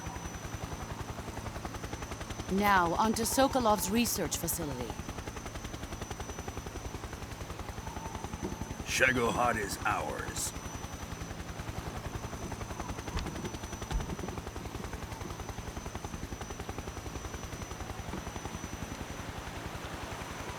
Drift away. My place is with them now.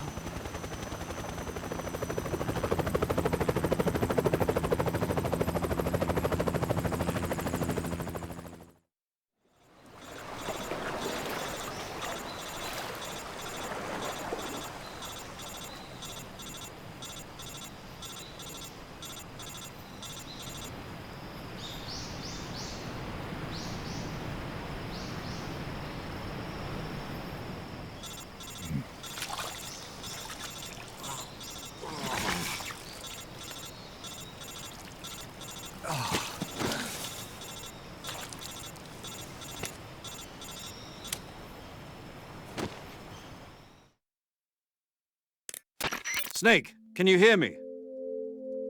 Yeah. Just barely. Snake, listen to me. You need emergency medical treatment. Can you move? You've got to get those wounds treated. Hang in there. All right, let's get you fixed up. Paramedic? Okay, Snake. Just relax and it'll all be over before you know it. Stay with me. I've seen people in worse shape before. Think you can handle it? Major. The boss.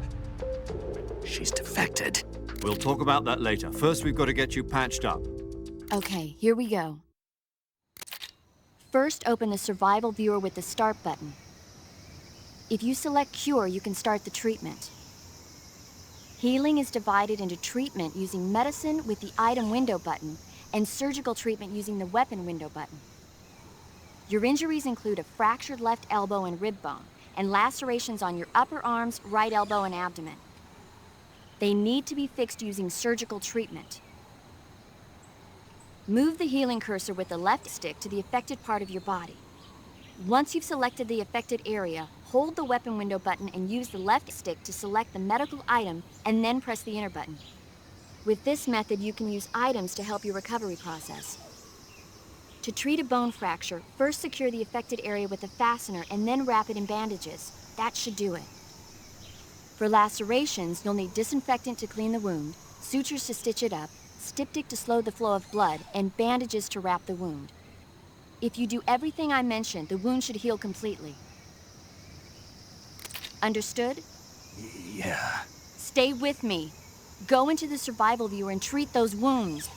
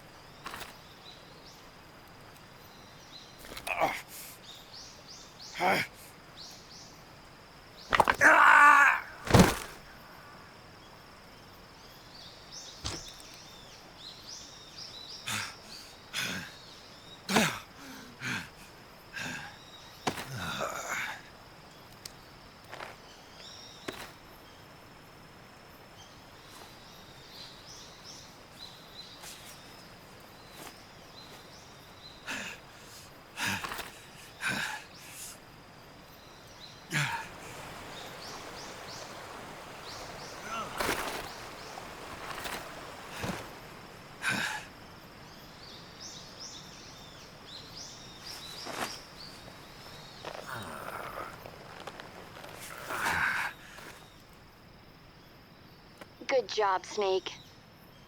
We're coming to get you now. Just stay where you are. We'll drop a recovery balloon. Can you set it up?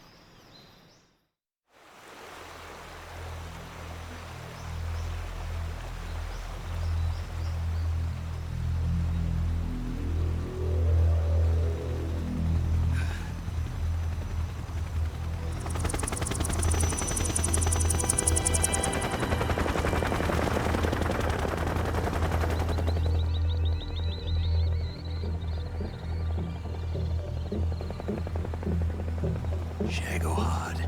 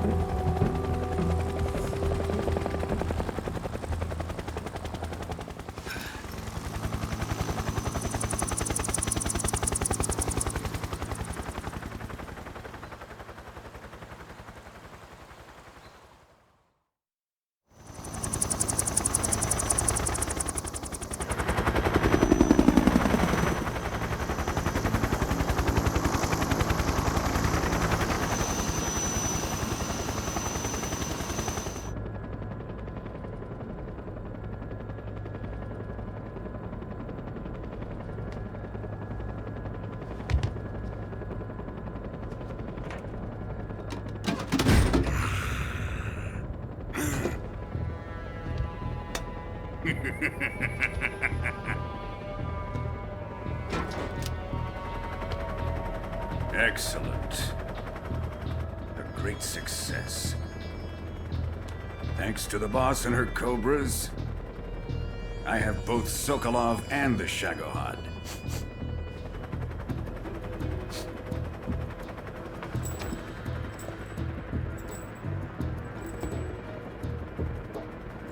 What are we going to do with the girl? Who is she? Apparently she's Sokolov's woman.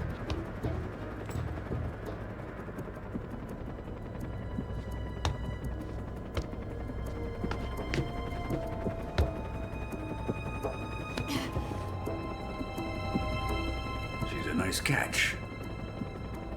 I'll take her.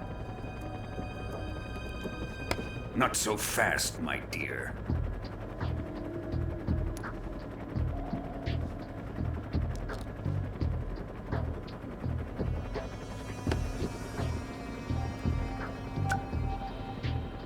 A kiss of death? Are you KGB? We may be able to use her.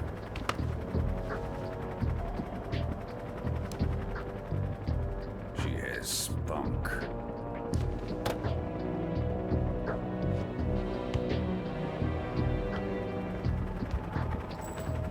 Shall we take her back to the base? Perhaps we should. We have no further use for Sokolov's research facility. I think it's time I gave this marvelous new toy a try. Colonel, even if they are our enemies, they're still our countrymen. But it won't be me that pulled the trigger. It'll be our friend, the American defector. You're going to nuke your fellow Russians? Remember the Alamo. Colonel!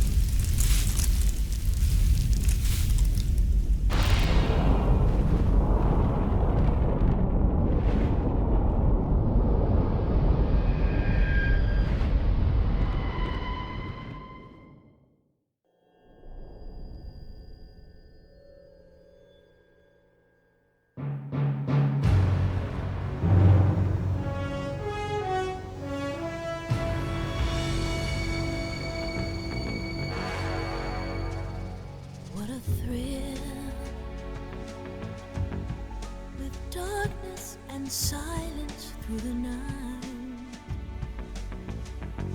What a thrill.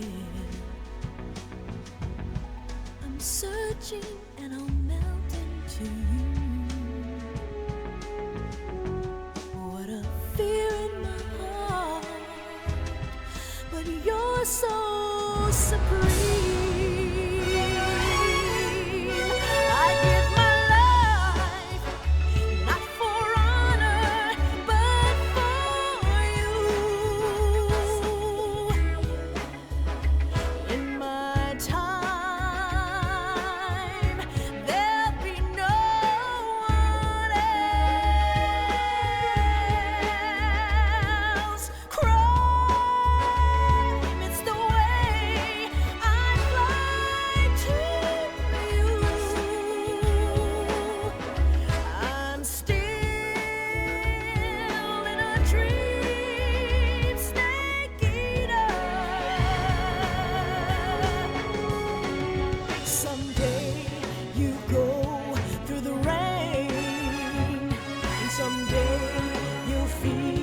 On a tree frog, it's ordeal, the trial to survive.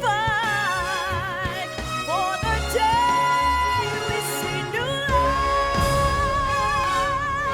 I give my life, not for honor, but for you. In my time,